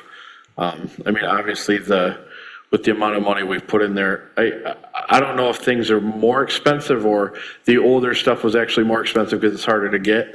But do we now budget more for the maintenance of such an expensive investment? That was one of the things I wondered, that if that maintenance would go up because of the cost of the new equipment, or. I think ideally, long-term, your maintenance costs go down when you have a plan put together. So, whatever that would have been if the Water Resource Recovery Facility is kind of a good example, because that was sort of, was not managed well over time. You know, we got to a point where it was kind of, everything's falling apart all at once. And so that's why we had this huge investment that we had to make in that plant to bring it up to speed. And so that's part of the point here, is to make sure that we don't get in that predicament again. And so, yeah, on the plants, we're actively working on entering asset information at the water plant. We actually got a grant to pay for the software and also help pay for the work that is involved in doing that inventory. But once the rehab is done at the WRF, that's going to be a big push to get all of that stuff inventoried and get a good understanding. It's part of our regulatory obligations that we have in both water and wastewater, is to have an asset management plan put together. Now, the state's not real particular about, you know, what the details are and exactly how that looks. And so in some ways right now it's more of an inventory than anything. But as we move forward, we hope to, you know, get that more refined. Thanks. Any other questions? All right, thank you so Thank you. much. All right, we're going to move on to consider reappointments of various boards and commissions. Oh, I think we need to approve, yeah, so. Oh, we do. Yeah.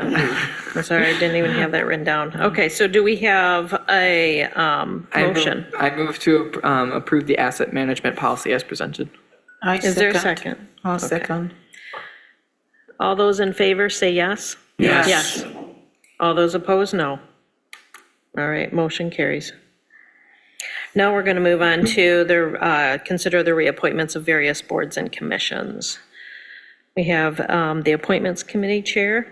Yeah, it's in all the appointments for reappointments are in the packet, and so I talked with Aaron, and we don't have to go through every single person. If anybody has any questions, we can talk about those people. These are just reappointments from that are already on those boards, and we do have a list too that we're working to fill for a few different positions that are vacant. I know we've been having a problem with the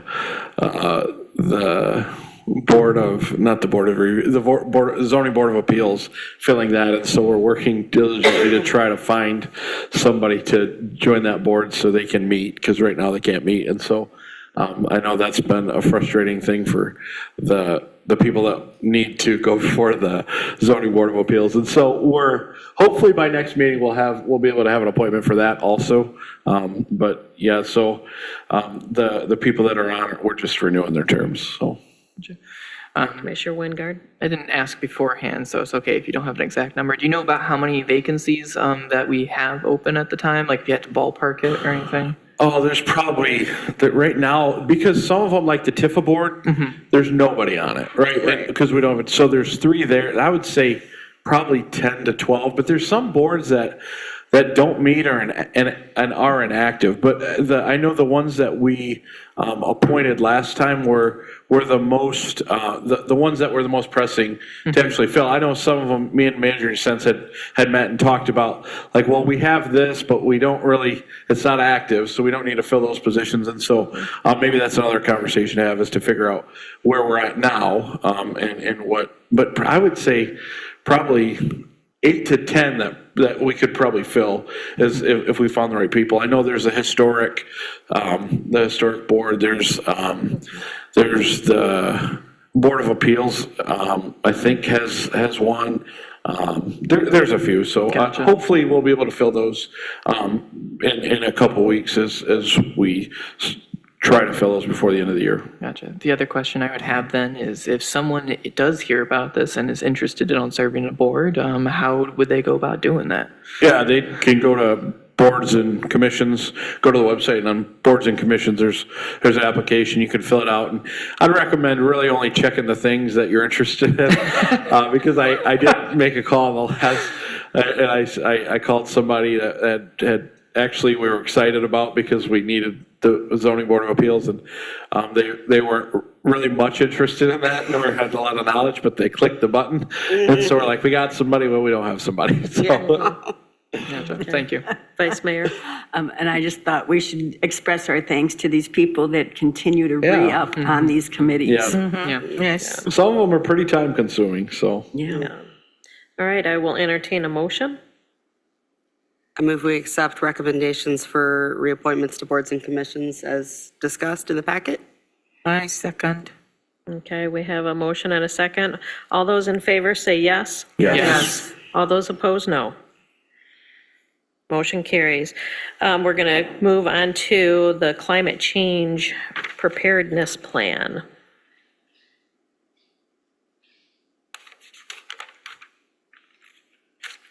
Right, I've just got a very brief presentation here, just to tee up the conversation, see if the city commission has any questions, if we've gone in the right direction with the proposed climate change preparedness plan, or if we need to go back to the drawing board with further information. One thing I will note to the city commission, our last conversation was on goals and objectives development, and we had talked about an interest in those goals and objectives, but I did hear the city commission loud and clear when they said, we would like to understand what our return on investment in some of these are. Which of these should we pursue, let's say first, second, third in terms of priority? And so that is still something that we want to do, and my plan is Q1 of next year is to bring that kind of a person in who could give us that honest assessment. So take that understanding as we move forward with this.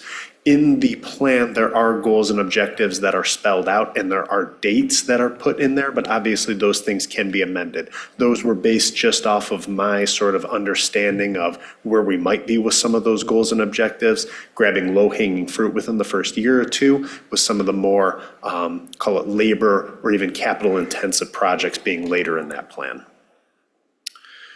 So, high-level plan review. The plan is broken down in a number of different sections. I'm not going to go into them at great length here, but we have the executive summary and the plan objectives early on in the document. Key findings on area vulnerabilities. That's all of our work that was done by Central Michigan University, and that is on page 4 through 13. Mount Pleasant Risk Perception Assessment. That was work that was done by our intern Mason Squillets Peterson. The page numbers are listed there as well too. We talk about some of the past city initiatives in the plan, and then we also talk about our future goals and objectives as well. So again, just a very brief overview on the climate change data. We talked about area-wide vulnerabilities, and then we talked about the community concerns. Those community concerns were derived more from surveying that we did from our community, and that was the surveying that Mason had completed. Past city initiatives, I just go over very high level some of those past city initiatives in the plan, developing a hazard mitigation plan with climate projections included, implementing hazard mitigation projects to address identified risks and those sort of things. We talk about the projects that we completed, tree planting and maintenance program, the development of a comprehensive stormwater management ordinance, and multi-year management plan. Current and historic Mount Pleasant initiatives, conducting energy audits on our municipal facilities, implementing a public financing or grant program to support community energy efficiency and renewable energy projects. That's our involvement in the PACE program. Provide on-site organics for single-family residents and collection at drop-off sites. That's something that we're currently working on as well too. Future goals and objectives. Again, I noted in here in the presentation, the City Commission's interest in discussing and meeting with a consultant to measure our return on investment. So again, that's something I plan to bring to the City Commission in Q1 of 2025. Goals and objectives section is built out based on current assumptions, but will be amended based on feedback once received from the city's consultant. And so here I just go ahead and list the different categories, which is energy efficiency and renewable energy, climate resilience and adaptation. These categories are carried over from the MI Green Communities program. We identified in our last work session some of the goals and objectives that the City Commission is interested in. And again, I started to list out there things that I think that we can complete within the next year or two and things that are pushed out much further than that. I do the same thing with energy efficiency and renewable energy, and also support clean and inclusive mobility goals as well too. And then lastly, protecting and conserving water resources and responsible managing materials as well too.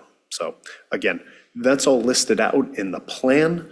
I wasn't going to go over that in great detail or anything like that. Again, understanding some of this could change. This plan really was, I think, a first step in, I think, one, addressing the importance of climate change and the impact that the municipality can have on it, and really trying to put to paper some of the things that we have done in the past and some of the things that we're looking at doing in the future. That said, are there any questions from the City Commission? Commissioner Wingard? Yeah, staff working on this, either big surprising takeaway or just key insight and everything that was like a new thing for staff and everything as you were working it and you had your hands on it. Any takeaways in that regard? I think it's from, at least from my perspective, it's just the newness of it.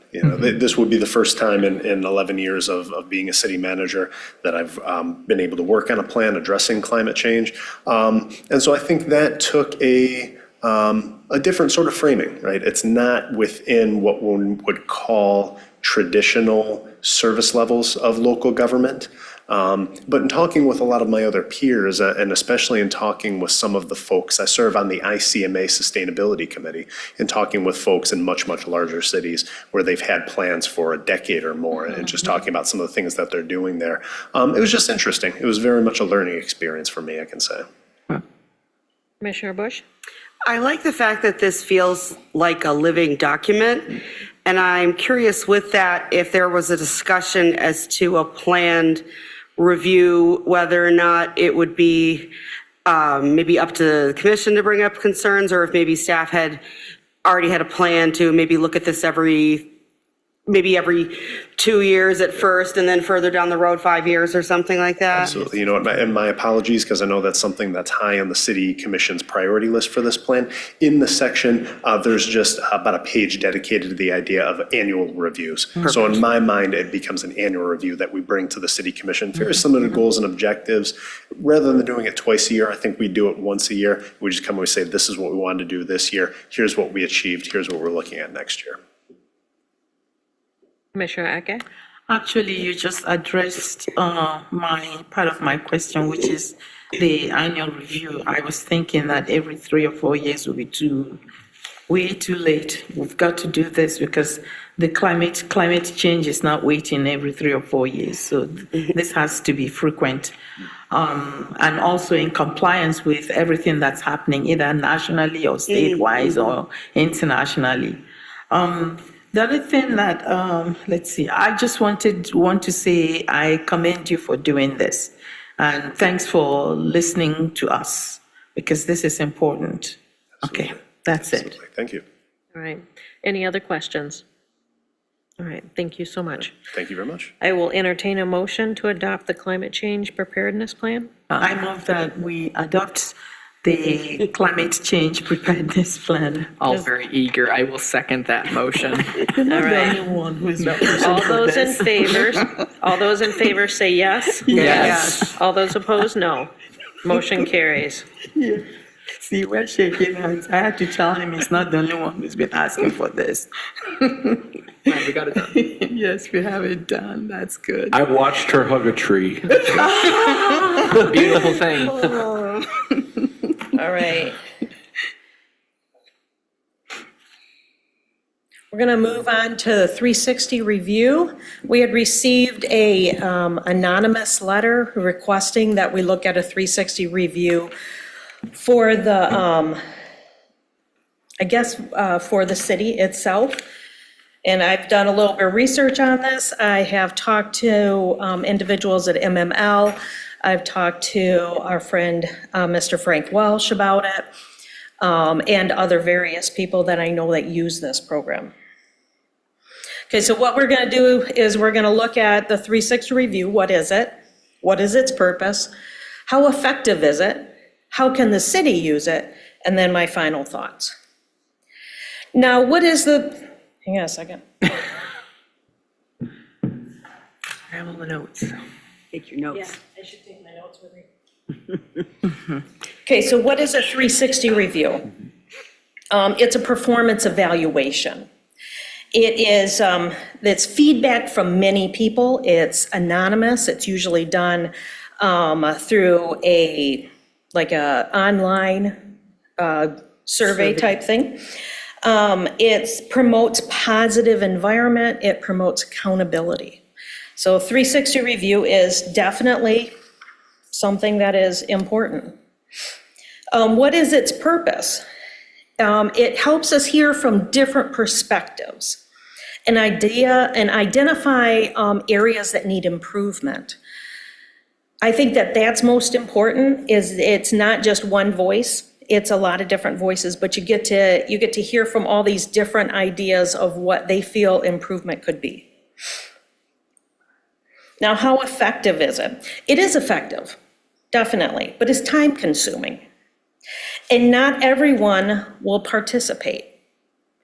And there's a possibility, because not everyone participates, there's a possibility that results will be skewed one way or another, okay?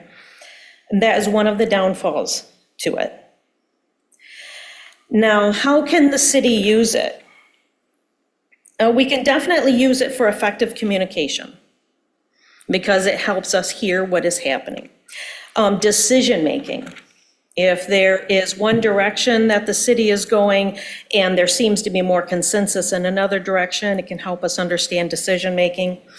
It will definitely lead to teamwork, working together, because then the person that's using it has all of this information from all these different perspectives. It does set us up for accountability, definitely, knowing what's going on, and role understanding.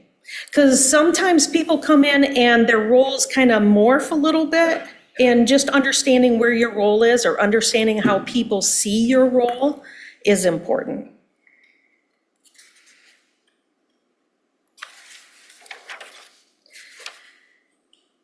Now, my final thoughts on this is that I think a 360 review is important, definitely. I think it's important for Manager DeSense and the senior management team to use to get perspectives from the people that work under them, so that they understand what kind of improvements they can do, how well the team feels it's working together. You know, we've used the 360 review 3 times. We did three years in a row recently. I think it was 17, 18, and 19. And it was used in a way for the city commission to use it to understand what was going on. And it was not very useful to us as a city commission.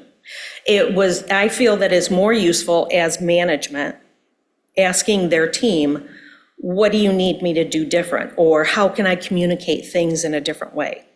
This is how the 360 review process is used, is through this type of communication. The type of questions that it asks are, you know, it measures communication, it measures recognition, it measures training, managing change. We all know change is hard. Change is not something that we, as humans, do very well, even though that's basically our whole world. It definitely helps with empowerment of our teams, of our employees. It helps with innovation. Respect, understanding that you're being heard, even if your voice is anonymous, you're being heard. These are my concerns, or these are the things I'd like to see changes in. And it can also lead to strategic alignment, knowing that you have a majority of people saying this is what we think is needed. Then you can come back to the drawing board and you can say, okay, these are the thoughts that were brought in. How can we move towards aligning all of these needs in an efficient way? So even though I think that I do agree that the 360 review is important, I do know that it did not work the 3 times we tried it. It was very inconclusive.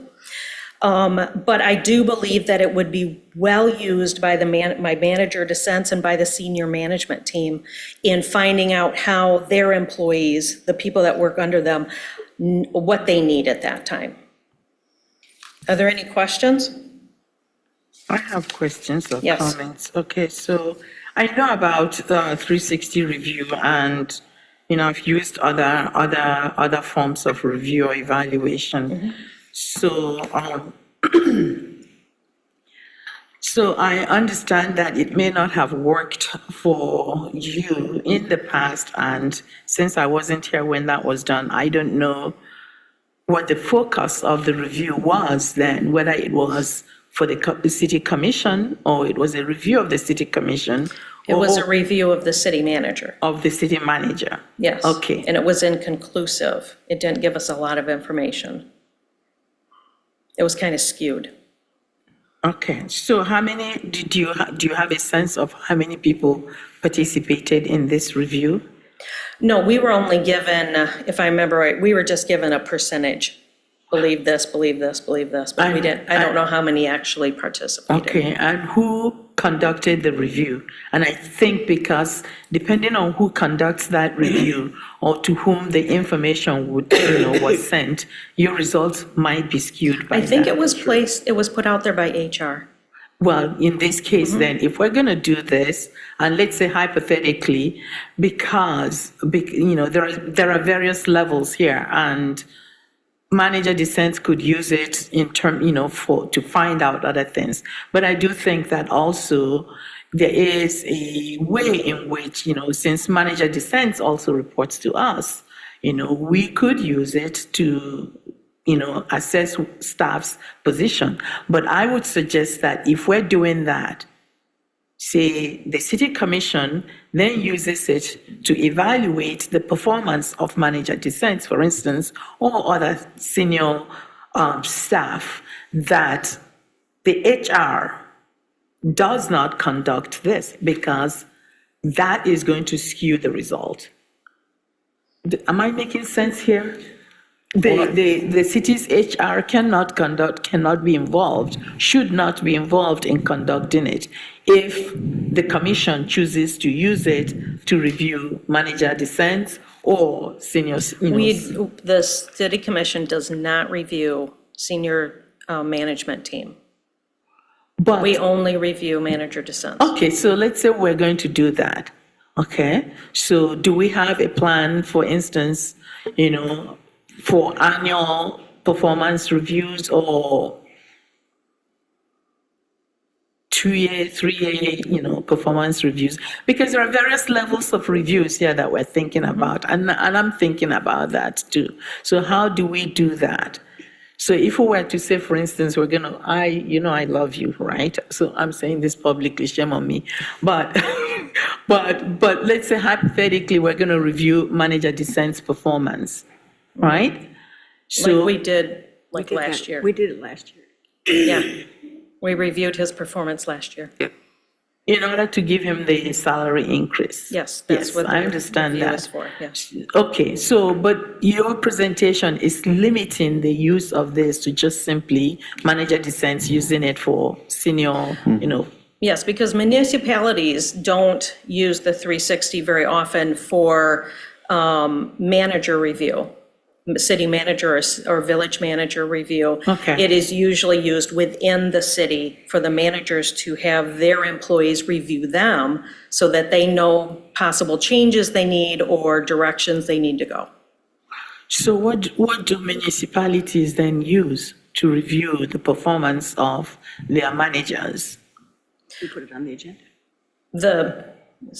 What we used last time, which was our understanding of his, talking to him and getting things. I think the 360 review would be good for him to use, for senior management team to use, so that they could bring to us, hey, this, or the senior management could bring to Aaron, these are the changes our teams would like to see.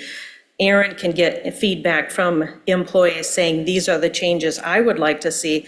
They can implement those changes, see how they went, and then bring those changes to us and say, this is what we have done to increase communication, to increase effectiveness, whatever. My conundrum has to do with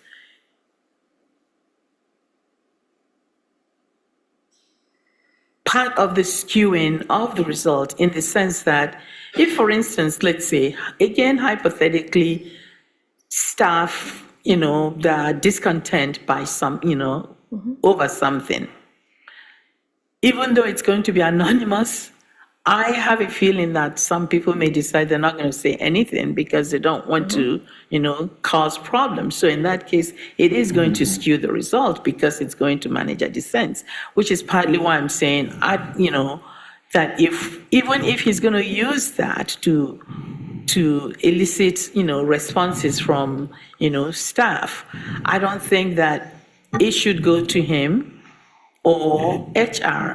I would suggest that maybe set up some kind of subcommittee that then handles that. It removes him, it creates a distance between them and him, and hopefully makes it possible for them to say whatever they need to say without worrying about whatever else. Okay. That's my, I don't know whether I'm making sense right now, but who knows? Commissioner Chapman? I agree. I think, it's, and I don't even think necessarily like to using this kind of tool as just a measure for an evaluation of the city manager. I think for me, it's the same kind of methodology to say, what's the culture of the workplace here?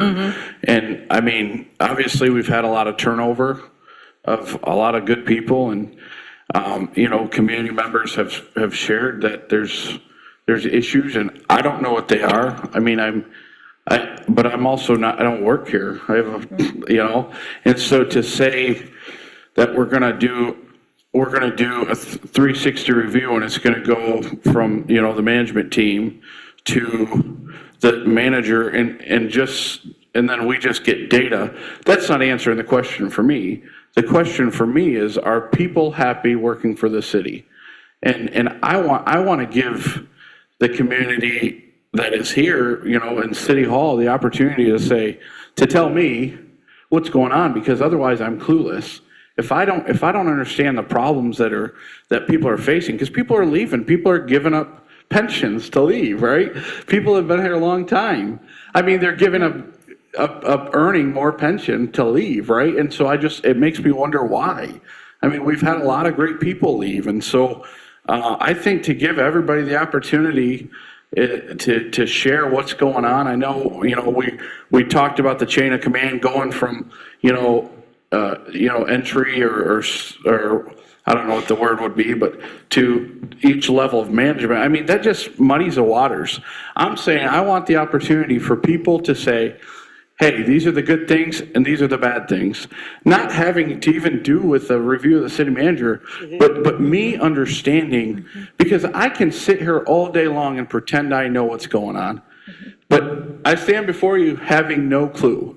I don't have any clue other than what I hear on a Monday, what is actually going on day to day, because I'm not here. We all have jobs. We all have, and so when I'm being naive and thinking, well, I must, I don't know what's going on, but I keep hearing rumblings of things.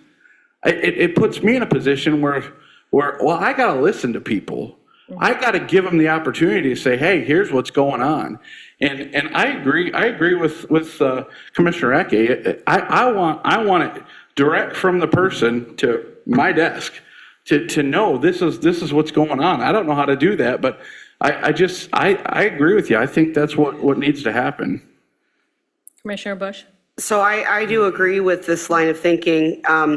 I feel like we run the risk of remaining ignorant of a problem that may not even be an issue, that if we are not accountable to knowing about, it could turn into, something worse or rumors or he said, she said. Now, I think that one of the reasons why the 360 evaluation was brought up was because the evaluation that we got last year, I mean, I know we were just recovering from, normal functioning after COVID and that sort of thing. But I will say it felt pretty rushed. And we also, we looked at the forms and I didn't know how to answer probably 70% of it. Because like Commissioner Chapman said, it had to do with stuff that we don't really deal with on a daily basis. Maybe if they had been a very organized, this is how we met this is how we met that, this is my, which I know he does do a really, really good job of explaining those things, but it just wasn't there at the same time with the evaluation to really I don't know, I'm getting off topic. But what I'm trying to say is the 360 evaluation was discussed because we should probably do something different. And I do feel like there's a 360 evaluation designed for this purpose. I mean, when I worked at Green Tree, which is a board run, I mean, the board was the boss of the CEO. We did 360 with the employees. Yep. So I just feel like it's, right? Yeah. So Not a municipality. I understand it's not. I think the municipality holds even more weight, though. I mean, there's 140 employees. If we're We're voted on. I mean, it's we're elected officials. I'm held. Well, I feel like I'm held accountable to what's going That's on, a and good what I don't point. have And a clue. taxpayer money. But I keep hearing rumblings of things. I mean, I think it's irresponsible of me not to say, "Oh, we're in a municipality, so let's just, I don't know, not deal with it." I don't know. I just don't think that's responsible. Commissioner Eke? Since we're talking about a review, I just simply think that we should just have a 360 review of, you're saying climate, just really the whole entity, right? Minus city commission. Just, 360 review that is open enough, is inclusive enough, that allows people to articulate, to us anonymously where they are, how they feel about city working environment. And if that includes comments about city manager, that's still okay because they work with him. If that includes inter-staff relationship, that's still okay. I just want to know, okay, because we can't continue to play ostrich. Listen, my people in my neighborhood are stopping me and asking me questions about things that I don't know. I'm kind of not, I'm clueless about a whole lot of things. But since this has come up, let's just simply have a review that allows people, our staff to review the environment within which they work. I do recall asking once if we had a mechanism for doing exit interviews of staff or anybody who is leaving. And it seems to me that we don't have that. So we're not even getting data about whatever is causing people to leave, because that's, again, that's troubling for me. But if this is going to help us get the information that we need, let's get the information and then look at it and see what the gaps are, what we need to do, as you're saying, what do we need to do? What don't we know that we ought to know? And how do we make sure that, this is a hospitable workplace, for everybody? And that's all I'm interested in right now. I think it's worth doing.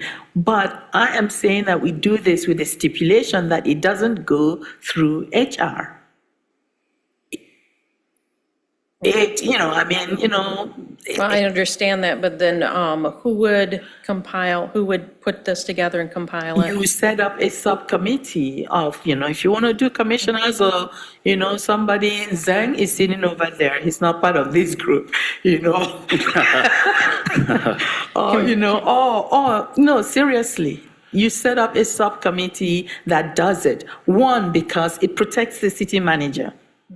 It protects the city manager, it protects HR. It just simply allows people to say what they need to say without worrying about him and without him worrying, okay? I don't want him to worry about this. I want to make sure that he's protected from whatever, so people get to say what they, and he doesn't have to see it until we present it to him. I don't want it going to the city manager. I don't want it going to HR. HR reports to the city manager. So I don't want them involved in the review. It comes directly to a subcommittee that we agree on. That subcommittee can be constituted by whoever, a certain number. But what would be the subcommittee's end goal, though? It is an ad hoc subcommittee that they give the information goes to the subcommittee that pulls, that compiles what it gets, and then provides that, makes it available. The problem is that if if I were working in a place where I have to do a review and give it to my boss right away, chances are that I'm not going to say some of the things I want to say. Sure. Okay, Commissioner so Rollins. I got to interject, like Commissioner Bush and I worked at Green Tree back when we actually did the 360, and then it was the questions that were anonymously passed out to everyone. Yeah. And the questions were as such to where you can glean the information that you needed for that employee, no matter who it was, to improve or to, give accolades to how they're performing. And those questions or those sheets were given to the general manager, who then did the performance review. I mean, we want to keep HR out, but I think it's important for HR to be a part of this process. HR will get the information. But it also depends on what the questions are, how they're framed and whatnot. I and agree with you. And what the metrics are going to be in gleaning that performance review. I agree with you. If the questions are primarily about the performance of individual staff members, that's different. But HR is also in charge of compiling those performance reviews as part of that employee record, so we cannot leave them out. I agree with you that HR ought to get the information, the manager ought to get the information, but if we're asking questions that have to do with climate, work climate, or the work environment, I do think that it is important. But that's a separate. But that's part of what we're seeking. Isn't that part of what we're seeking? When I'm hearing my colleagues. I see two separate issues. One's the corporate climate or the work climate, and one is the employee or the manager's performance. I am not reviewing primarily the manager's. We've already said that we have reviewed the manager's performance.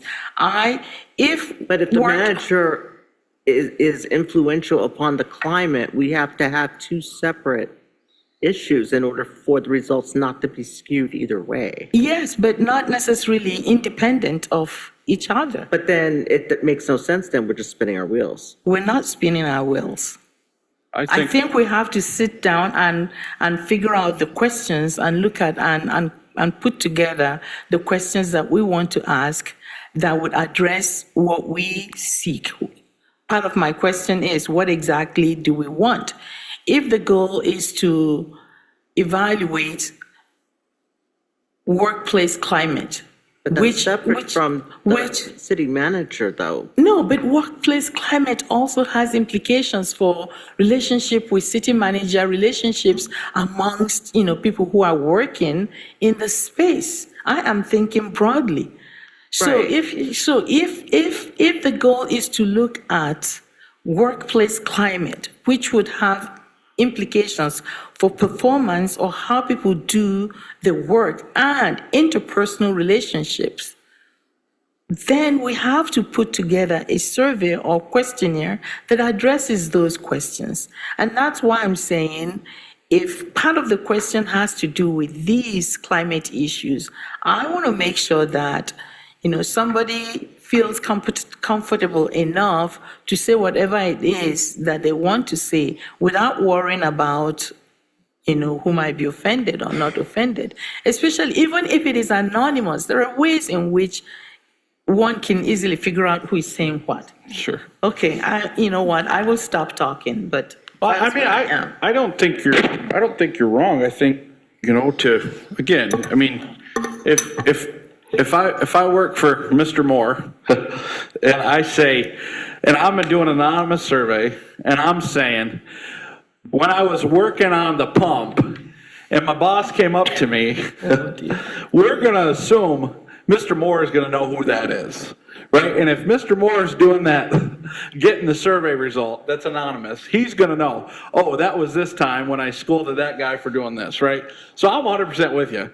To make people are going to be as honest as they feel comfortable. If we take out all the in between and say they're going to be, and just hope that they'll be as honest as they can, because we want to know if there are issues. We want to know what's good. But to give people the runaround to this is going to go through this channel and this channel, for us to get the information, I just don't think is a good idea either. I think to get from their pen to us is important to me, to get the honest truth of their experience. Commissioner Bush? I'm really going to try to summarize all the different things that are happening in my head right now. Good luck. luck, I would appreciate that. But I do think, so we are kind of talking about minimum 2, possibly 3 different things right now. So I think let's try to narrow down what we are talking about. Okay, so number 1 is we are talking about doing an evaluation for manager dissents. Are we planning on doing one this year? We're not talking about doing an evaluation for manager dissents this year. But we're not, okay. That is probably an okay thing, because what I was gonna say is, we don't have a plan developed to give manager dissents. So, I think, that being said, there are people who know how to write these surveys to make them as efficient and organized as possible. What I will say is, at first I was like, oh yay, another committee, but to a certain extent, we do need like somebody to look at this from the city's perspective. We need somebody to look at from, a staff perspective. I apologize, I do not know. Do we have a city staff union? I mean, but we definitely need like a representative from, fire and safety. And so I'm saying they need to have more than one viewpoint represented on the evaluation. And I think when you do something globally like that, it is relevant to include culture as a whole. First of all, for efficiency. You don't want to bombard a group of people with 2 very similar surveys, which I imagine there's going to be some crossover. Also, I think that if employees were asked a survey that was more global, that didn't necessarily say, well, how do you think about working for that Jason Moore? That doesn't come out and ask these questions, and then more asks employees to come up with their own that. I mean, that's the way I remember taking evaluations. It's not just about one particular person. It's about, it might have a question that says, the city manager creates an environment that makes me feel like I'm part of a bigger team or something like that. There may be questions like that, but not anything that really asks you to say, name one thing the city manager could do better. That's not I don't think that's the type of evaluation we're looking at writing. But I do think, I was shocked to find out we didn't have any kind of exit interviewing. And I think that we do need to look at something, and I think a good goal for the commission and the staff would be to maybe have something ready by the beginning of Q4 next year, or something to do, to have a 360 evaluation that encompasses culture. And then, not that information gathered in the review would be used by the commission for any type of, discipline or criticism, but we could have the opportunity to say, hey, manager says we got this really weird thing about you pulling somebody's ponytail. I don't know. What? Jason? Yeah. Please, no. So at any rate, I guess my point is, we won't be in the dark when, Commissioner Eke gets stopped, in her neighborhood or whatever. We will have some, and we'll say, hey, we want to nip this in the bud before we hear any more weird rumors, and we have also some accountability. So that's what I would like to start looking at. Okay. Commissioner Chapman? I mean, I think sometimes we overcomplicate things too. I think even to have 5 questions that are simple. Yeah. Here's one form. Yep. Yeah. How's your experience with the city? What improvements? I mean, just something simple that doesn't take us a year to do, that could take us a week to do, and say, let's get 5 questions and make them all open-ended. Say, we want to hear from you. I see your point, and I think we could do that, but I'm talking about I agree. As an institutional practice. I mean, those of us who have, the only math I ever understood was statistics and surveys. That's the only thing, and I feel very strongly about efficient, organized, purposeful surveys. So the idea of just throwing 5 questions on a piece of paper stresses me out, but I understand, I'm just saying for the short term, right? Right. I mean. But even if we just put it out there that, hey, I don't think we necessarily even need to do a survey. I think we do need to maybe do a, commission card or email to city staff that says, we really appreciate all the work you do. We want to let you know that we're here. If there was ever anything that, you felt like we could help you with, please let us know that we are here. That type of, I think we could do that. I mean, there's nothing stopping us from doing that right now. Commissioner Wingard? I go back and forth on this, and I talked with Brian about this topic a bit and shared some of my concerns. Kind of where I fall is, during the review process last year, there were some, like especially the survey review form that we had, there was questions that I felt ill-equipped to answer, and that left a bad taste in my mouth of I can't give a good review in some instances. And we want to be responsive and making sure we have a good culture of we want this to be a place to work, that people stay. The other elements, just kind of as we're looking at a scale of how, what kind of action we would want to take, either doing a review or anything, is just remembering that from a charter, from essentially a constitutional perspective, we do have to balance out the fact that we vest our management powers in the city managers. That is the one balancing element. So as directly speaking with city staff, I mean, I, for example, can't go down to the water treatment facility and say, start running it, we need more water right away. I can't give that order as a city manager or a city commissioner. We have to work in tandem with each other. So that's the one balancing elements that, as we're talking about, if this is a course of action we want to take, how do we want to approach it? So that's the one thing I would want to put out there. The other question, again, we have a history of doing a 360 review, 17, 18, and 19. What did that process look like? Can you what did that Can you talk to us a bit more about what that looked like, and if you were going to improve it, how would you have improved it? Well, the information that was given wasn't very conclusive. Yeah. And it didn't really, and I think that it was highly skewed.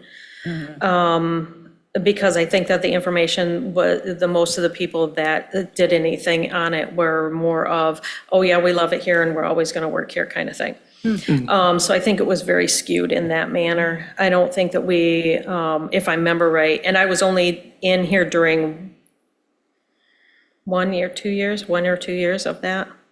I'm gonna guess that. Yeah. Did we start that process in 17? Was it in? Whoever, I think was Allison Quintz. Quintz was the mayor at the time, and she started that. And then the next mayor. Well, I was gonna guess 2020 was COVID.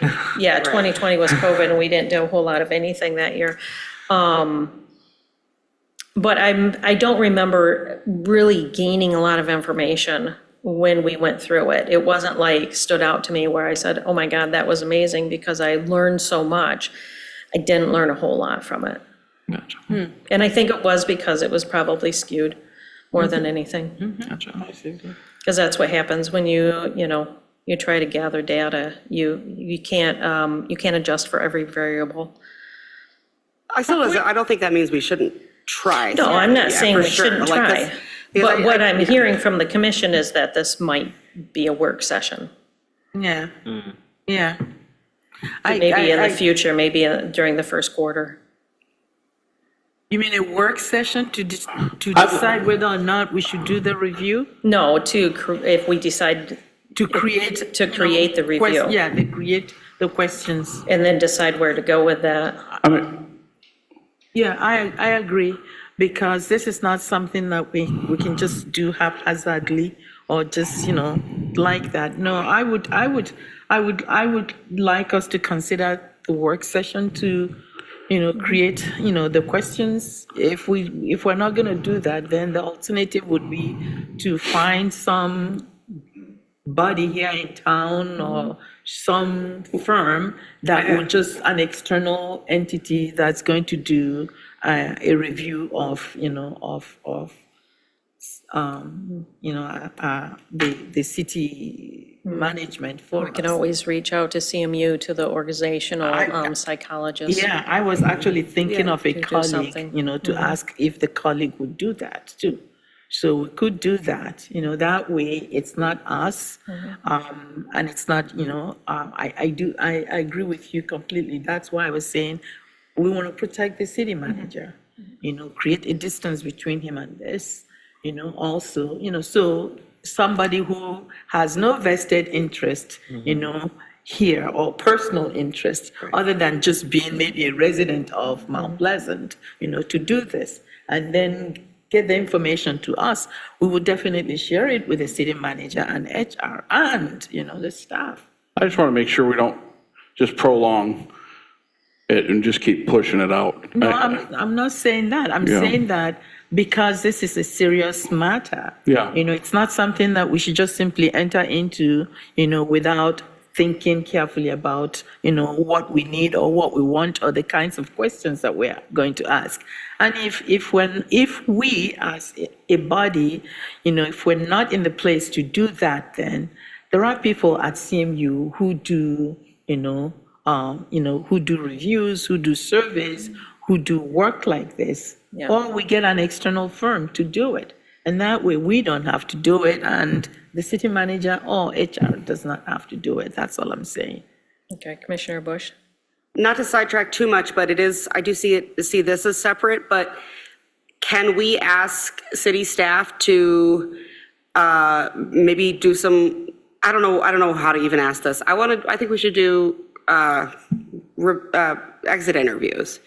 And I don't know if that's something that the city, I would like to suggest the city staff consider have a citywide exit interview process for leaving employees. Well, I mean, I think city it would be. manager is going to have to handle that. Right, and that's why I'm saying, as a commission, I want to know if anybody else is interested in asking city staff to do something. I Sorry. have already asked about that. My apologies to Can we the city. hear My apologies to the city commission if it wasn't, because we had talked about that maybe a handful of months ago, but the city does exit interviews. Oh, We have an okay. exit All interview right. process. It's just in certain instances, exit interviews don't really work, obviously. So certain departures, you wouldn't be able to But you have do an do exit them. interview. There's But a we do them, yes. miscommunication. Okay. Okay. All right, sorry. Okay, so my understanding from the city commission is that we would like staff to gather information. I'll make a motion that we create a short survey for. Well, us. I think that the city commission, the majority, were talking about doing a work session to create that. That's fine. I'd like to make a motion that we do that we create a short survey that all staff are filling out and going directly to the city commission. Okay. Are you saying you want that done now? No, I'm saying that we do a work session. I mean, even if it's in 2 weeks to create those questions. Yes. Okay. So I make a motion that we have a work session even this year to be able to create those questions to give to every employee in the city that's directed directly to the city commission. I will second that. And what we're talking about is evaluating work climate. Yeah, work climate, yeah. Okay. We do a climate, Yeah. just call it climate, All right. climate survey. Just a friendly, I suppose, Robert's Rules of Order, a friendly amendment prior to the end of this year of 2024. Is Yeah, that I would looking for like that. Okay. Yeah. Having that work session, just Yeah. committing to have that work session. Yeah. Okay. I'm not sure if there Is would that be enough possible? time to put all of that information together. It does sound a little bit like a January thing to me. I don't know. I know. yeah, I It's- wanna I know modify- where you're. Yeah, I would like may I modify it? It's a friendly amendment. Yeah, let's talk about it. No, it's a friendly amendment. I would like to modify it, to propose Okay, that. but the problem is that you seconded it, so you can't modify it. Oh, okay. So maybe take back your motion. I would like to request that we put a work session to create a climate. Well, we got to vote. We have a motion on the table. We Oh. can, if you'd like to make an amendment to that motion, otherwise we have to go to a vote. If it does not pass, then we will ask for another motion. Okay, so I would like to amend Commissioner Chapman's request to allow for an extension to January, a work session to be completed by the end of January 2025. Yeah, I'm fine with that. Okay. All those in favor to the amended motion, say yes. Yes. All those opposed? Motion carries. Do you have direction on this? Did that make any sense? Yes, it does. We'll have a work We'll session. have a on work that. session in January, Yeah. by the end of January. That to go. All right. So now we're going to move on to announcements on city-related issues. Number 14. No, we have number. Oh, we do have number 14. Okay. That's why Phil's still here. So we're going to look at the sponsorship policy. Yes. Come on up, Phil.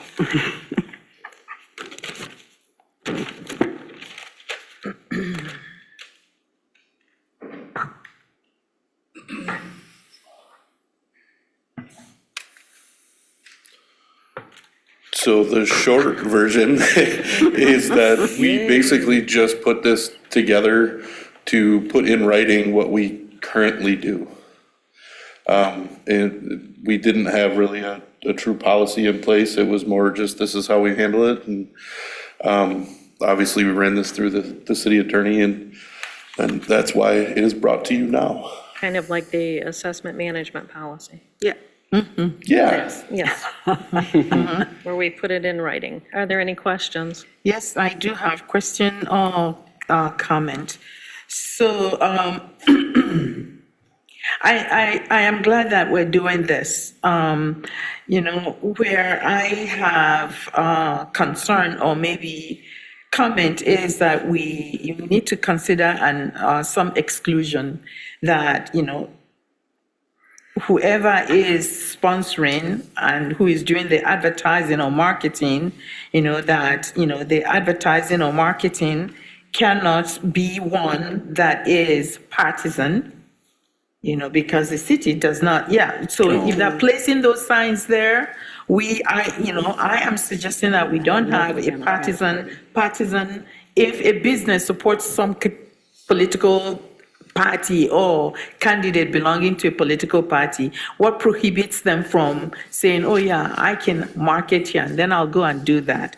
Because I think I'm looking at that thinking that's going to cause us problems, especially in G, you say, under the guidelines that, we want to make sure that we don't create a situation that, becomes discriminatory. So, and I read through it, I do not see any language that addresses that.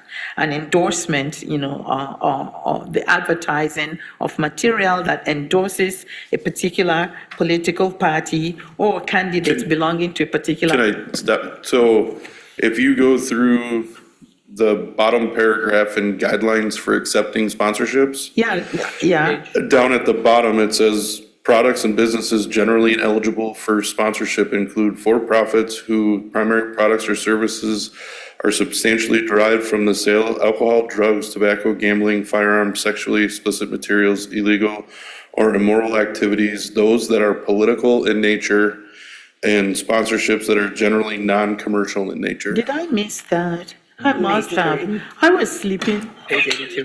Page 82. Did you want to move that back into the consent agenda? It's too late now. I must have missed that tiny phrase because I spent so much time going through it and I can't It's find important it. though, it's important though, so I'm glad we know. I just want to draw attention to that. If I missed it, I apologize. I did miss it. Are there any other questions? It looks like a good policy. Yes. Thank you. Yes. Other than that, it is a good policy. So I have a question. Is there anything that is illegal? How can discrimination be legal? You're saying illegally discriminatory, but discrimination is already illegal. So, it's, what is it? C, under guidelines, Setting it I out think. there. Well, I guess we're discriminating against, bars and stuff, so that's not illegal. I mean, discrimination. Discrimination, any kind of discrimination is not legal. You can be you can be discriminating, and it's using the word in a different way. I don't agree, but anyway. Is that the professor in you? Yeah, I well, do- like, I just but like you simply- can be discriminating. You It's- can be discriminating, and you are not. Like you can be like, I'm very discriminating in regards to what bread I eat. I'm very discriminating But into that's not the fruit I choose. This is not Very talking about discrimin- what bread you eat. But or fruit you choose, whether you like apple or G, see, you got on the guidelines, G or something like that. But we are discriminating against businesses. We would be, so Yes. an example in my mind would be like the marijuana industry. We would never have them sponsor a youth program, and they would never, so technically we would be discriminating against them. Exactly, that's what I'm saying. You know what, if that That is makes legal it, discrimination. you know what, I'm not going to quibble over that right now. I am That's just mostly their asking that policies too, though, question. so. Are there any other questions? Professor, okay. I will entertain a motion. I move that we accept the policy as provided. Is there a second? I'll second it. All those in favor say yes. Yes. All those opposed, no. Motion carries. Thank you, Phil. All right, we're moving on to announcements on city-related issues and new business. I would like to remind everyone that the last week of leaf pickup is next week. Please make sure that you are raking or blowing your leaves into the street. Please avoid the storm drains if possible. Are there any other? Yeah, I got a couple of things. I just wanted to say thank you to city staff for the hard work on the climate change preparedness plan. It's important, and plans we put, as Manager DeSense pointed out, there are places that put their plans in place 10 years ago. Right now, as we're putting ours into place, we have action items that go out to 2029 in there. So as we're really, and talking about asset management, it's just important as we make considerations, we're looking not just 5, 10, but 50 years in advance of like, what do we want our city to look like and what are the global trends that we're seeing. Other thing I wanted to mention, I've gotten a couple, I have office hours monthly on Wednesday, the first Wednesday of the month at 6 p.m. at Veterans Memorial Library. I've had a bunch of interest the past 2 weeks. They kind of caught me, or the past 2 months, they caught me off guard. People are interested in talking about trash largely, so I wanted to put out a bit of a reminder that we are switching to Granger Waste Services at the start of the new year. You can go on their website, grangerwasteservices.com, or you can go through the city's website, through the blog post to pull up more information. You can register also by contacting them directly by phone at 1-888-947-2643 to set up your services. They're the sole provider for the city. And we are going to be buying back tags and bags in the new year. So your last date to use them is your last collection date in 2024. And then we will be buying them back here at City Hall through May 30th of 2025. So if you do have a buildup, we are going to be paying you back either in the form of cash, I believe, or a credit on your water bill are the two options there. So big decision and everything to make, but just making sure that you're talking to your neighbors, making sure everyone's getting their trash taken care of there. So those were my announcements. Okay, are there any other announcements? Well, Managers? Oh, sorry, go ahead. Manager DeSense? I promised our Planning and Community Development Director, Manuela Povidaico, that I would do a plug for Citizens Academy. So those of you who are interested in your local government, the City of Mount Pleasant offers a Citizens Academy, which is a several-week program in which we go over the different departments that encompass the city, and we talk about all the city services. Folks get to see the city's facilities. So it's a really great program that we put on. Our first date will be February 18th, and for those of you that are interested, you can contact Manuela. Her email is on the city's website. Okay. Before our next meeting is the downtown Christmas festival or Holiday celebration. holiday celebration. And I know they're doing a Frozen Junior. I'm kind of excited about that. I have a friend's kid who's in it, and I think it's going to be a lot of fun. And so the parade is always good. The parade is on Saturday, and so we put a parade in at our business, and this year we've done. We had some not Frozen. Inside Out characters made, and we're working to make some, I don't know if you've seen Inside Out 2, but they have like these orbs that have memories in them. We're working to build a really cool thing, and so we're excited about it, and so I hope that's well attended, especially with it being the first, community event, I think besides the Halloween, we're gonna see how town center is. And so I like that you said we're gonna see how things are with the amount of people that are planning to be there, because this is probably gonna be the biggest event that we have. And so I'm excited about it. Yeah, the tree lighting ceremony is that Friday at 5. And the lighted parade, which the tree lighting ceremony, we will have laser displays. Yeah, come on up here, Phil. Explain this to us. Silver Bells just did that. It was very cool. Yeah.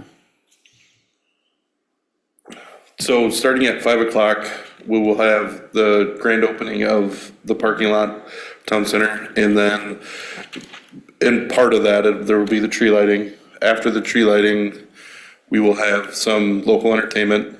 And then during that time, from 5 to 8, we'll have, I believe there's 58 vendors registered right now. Obviously, that can change due to weather. But at 8 o'clock, we will then go into the laser light show that will be put to music. And that's approximately a 20-minute thing. Awesome. Nice. So, and then the next day will be the parade. The parade and pancakes with Santa. Yes, we have a whole list. And a that you 5K. can- There's a 5K in Obviously, the I'll be morning. doing the 5K. There's a lot of things, and you can actually go and see all that. There's a flyer on our website under special events, under the Christmas celebration, that outlines pretty much all of it that we know so far. That's just excellent. Okay. Thank you. Any other comments? Yeah, you know what, I want to applaud, the city staff, the, city manager and the work that you do, because that's what keeps us doing what we do.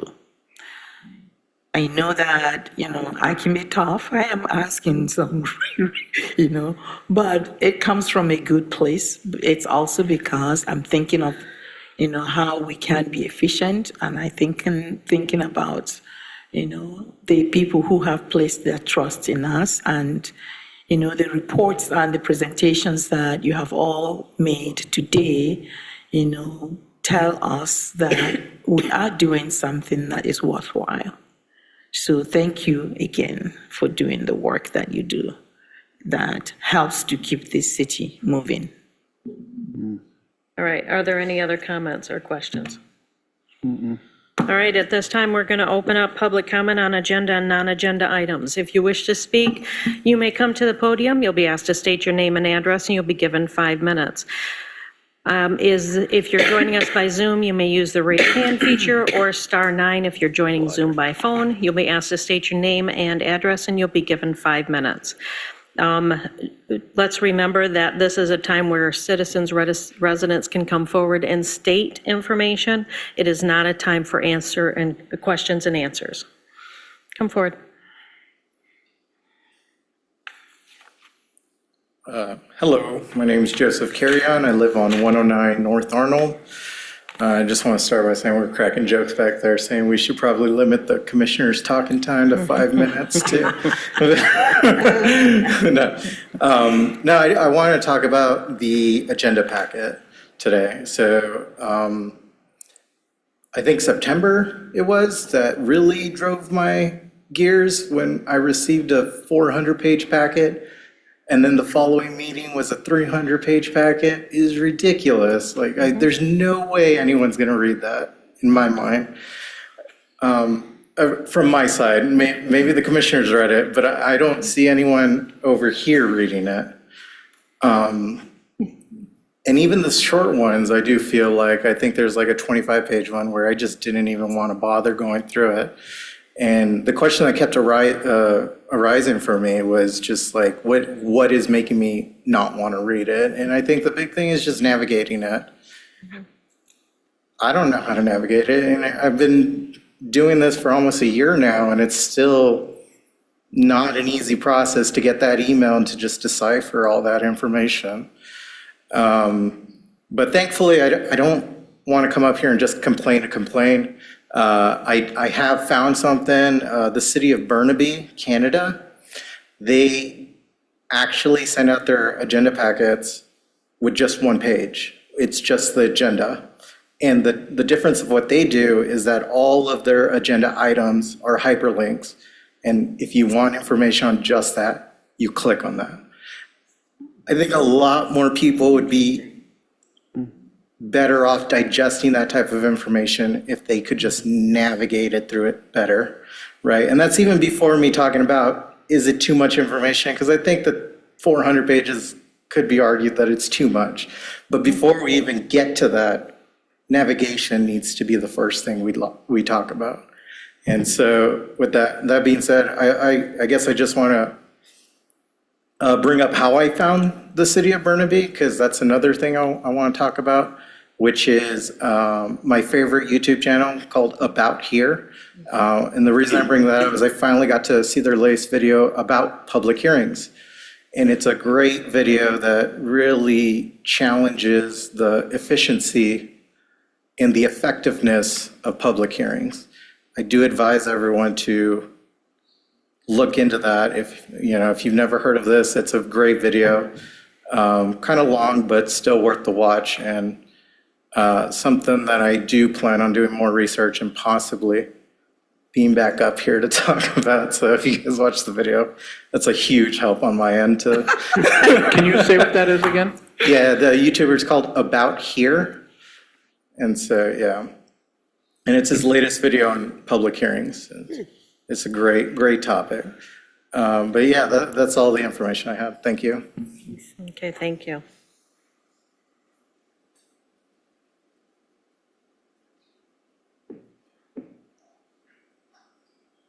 Hello again, Cynthia Kilmer, 219 North Lansing Street. I'm continuing, I only have 5 minutes per time, so I'm just doing this in sequence, so chronological sequence, actually. So when I was on the commission, I always tried really hard to be a friend of the police, because I was raised that way, and police are my friends, and so I was always a friend back. When there would be like a traffic stop that I would witness, I would stop and watch the whole thing. And then when I sat on the commission, I'd bring it up, during the later part where you can talk about whatever you want. And I would say, hey, I saw this traffic stop. It went so well. The police were so respectful. Everything went great. And I would talk up, yay, police, go police, That's just the way I was. And everything that came to me, I voted yes on. And I lived on the south side of town by where a lot of students are. And we always had a lot of trouble in the spring with, big parties and everything. So one day there was this great young officer by the name of Luria. And, he was handsome, charismatic. I really liked this guy. And I'd run into him like at Meijer in the post office. And he'd always be, talkative. He was sort of idealistic, and I really liked him. So he said to me one day, he says, we're going to be walking your neighborhood this spring, and at such and such a time and date, you want to join us? And I was like, yeah, great. You can watch how the police are doing their work and knocking on the fraternity houses and asking them to be quiet. And I said, yeah, sure. So I went along, and I'm following along, but there were a lot of police, and they kept they'd turn, some of them would turn this way and some would, and I sort of lost Officer Luria in the mix. But I'm just following the police and watching what's going on. And I felt really good about it, and I was preparing in my mind the good things I was going to say about the police, at the next city commission meeting. And I was going to, proudly announce how great our city police were. So at one point I lost Officer Luria. And this woman turned around and shined a flashlight in my face and very aggressively screamed at me, "What the F are you following us for?" And the woman, she was a police, I didn't know who she was at the time. I later found out her name's Angela Brown. But she just frightened me. I was like a deer with this headlight, in my face, and I'm stuttering. I'm trying to answer her. I'm like, I was invited. And she, to my horror, this flashlight she had shined in my face. She started to raise it a little bit. And I thought, Jesus, I'm gonna get hit, And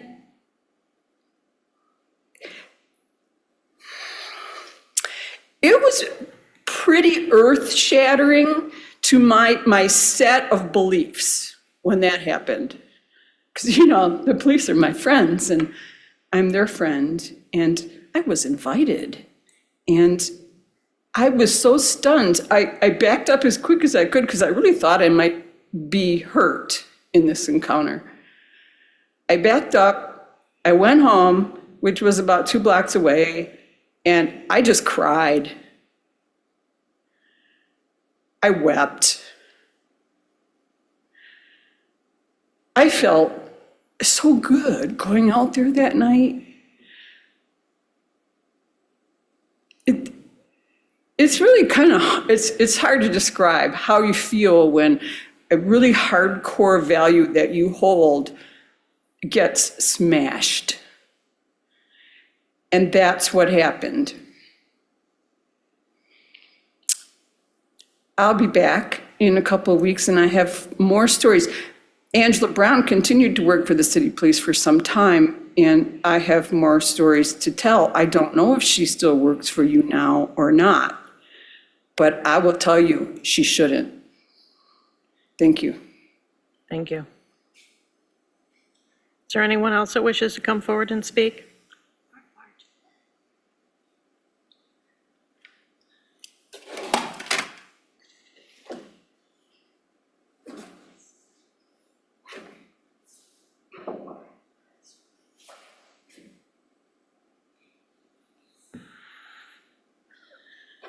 The teacher in me had to do that.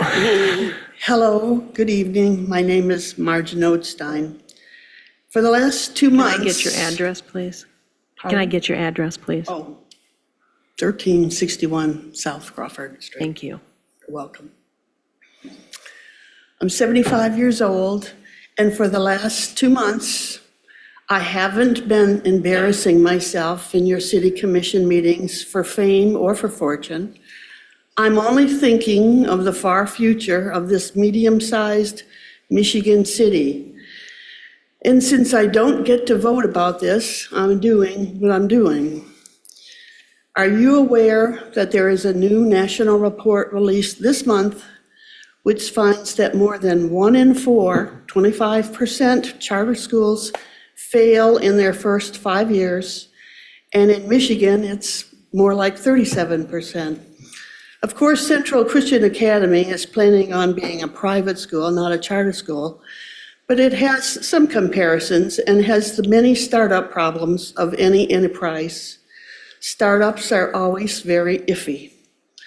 Nearby, the Baptist Academy and Morey Charter School have in recent years closed, but in the early 2000s, Morey Charter School had a pre-K through 12th grade program. It has failed, and it has now a different purpose. But I'm optimistic enough to hope you can consider keeping that southwest 30 acres, shown in that picture down there, open for future new single and duplex home sites as foreplanned in the master plan, and not tie it to questionable, untaxable civic zoning. It's long been a city goal to increase residential housing and maintaining or increasing taxable land and not giving it away. In my representation, the green area already has 37 buildings built on it.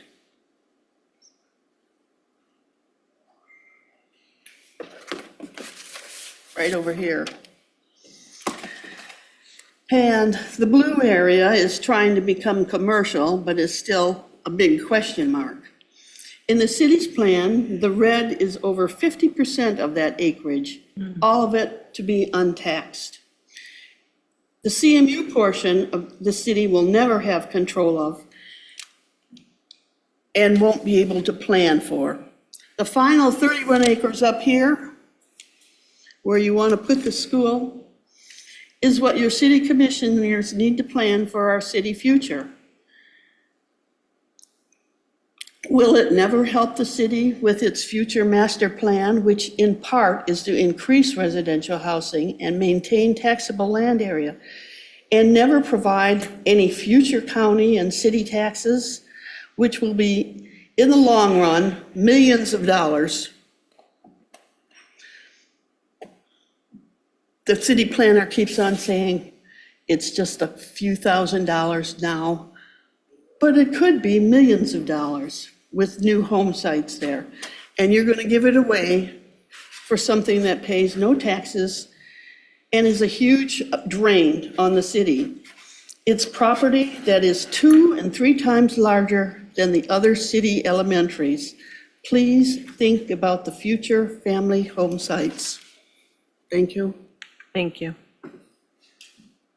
Is there anyone else that wishes to come forward and speak?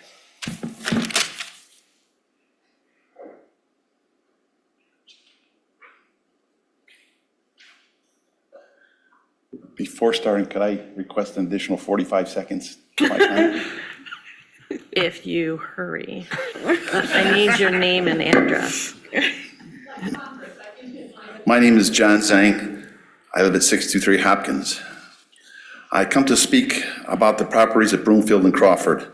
The issue is about converting the land reserved for residential housing to non-taxable land. The issue is not about how good or bad Christian schools are or are not. Let me start with the history of this issue as I know it. It started with the property owner making an agreement to sell the land. When the agreement to sell the land was made, the seller and the buyer understood the city had a signed, written agreement that the board must use it must be used for planned residential development. So the property owner met with the city officials to get a plan to terminate the planned residential development agreement.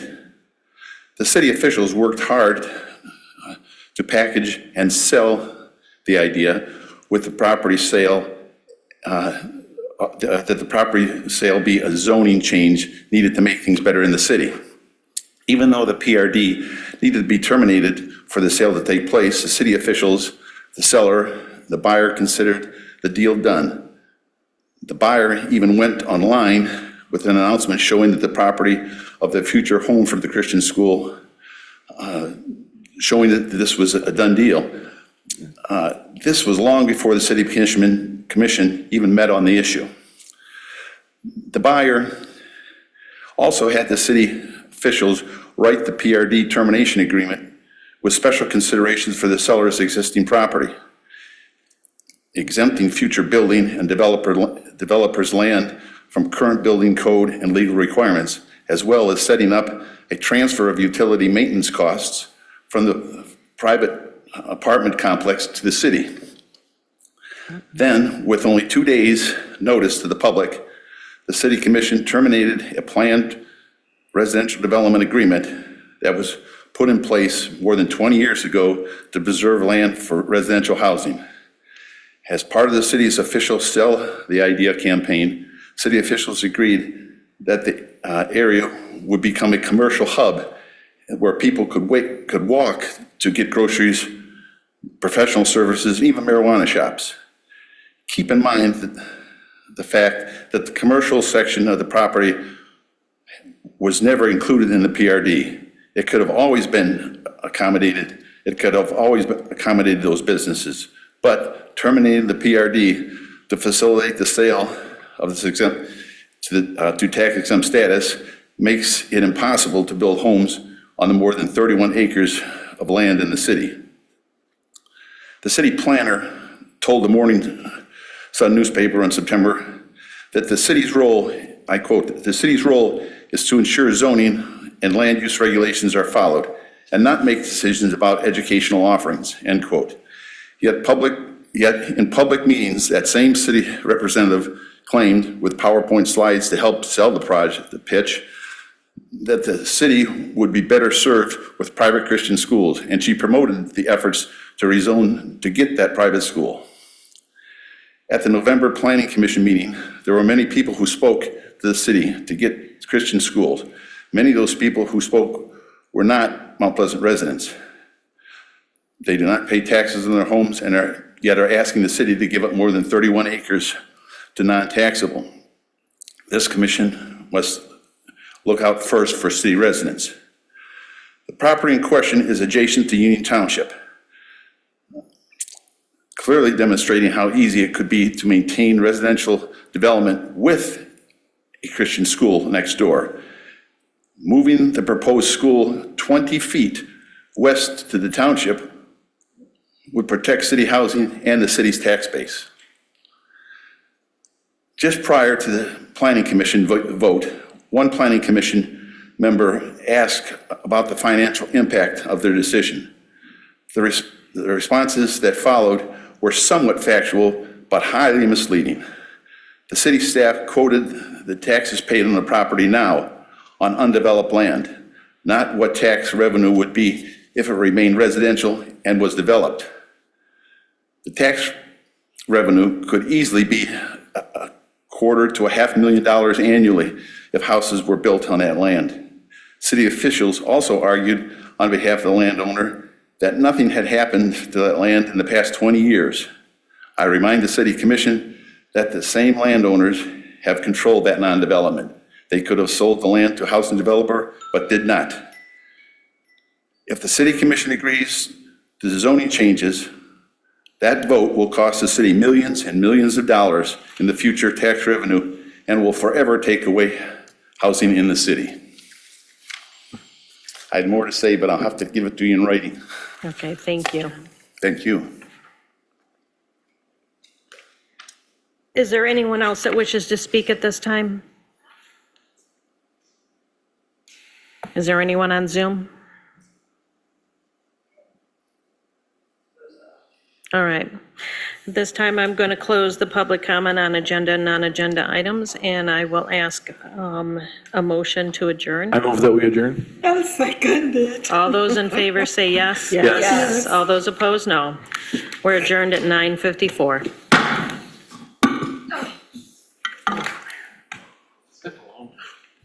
Yeah, your Apple Watch, Elliot? Yeah. Oh. I'm glad I drove. Yeah, I know, me too. I'm like, that was in the rain.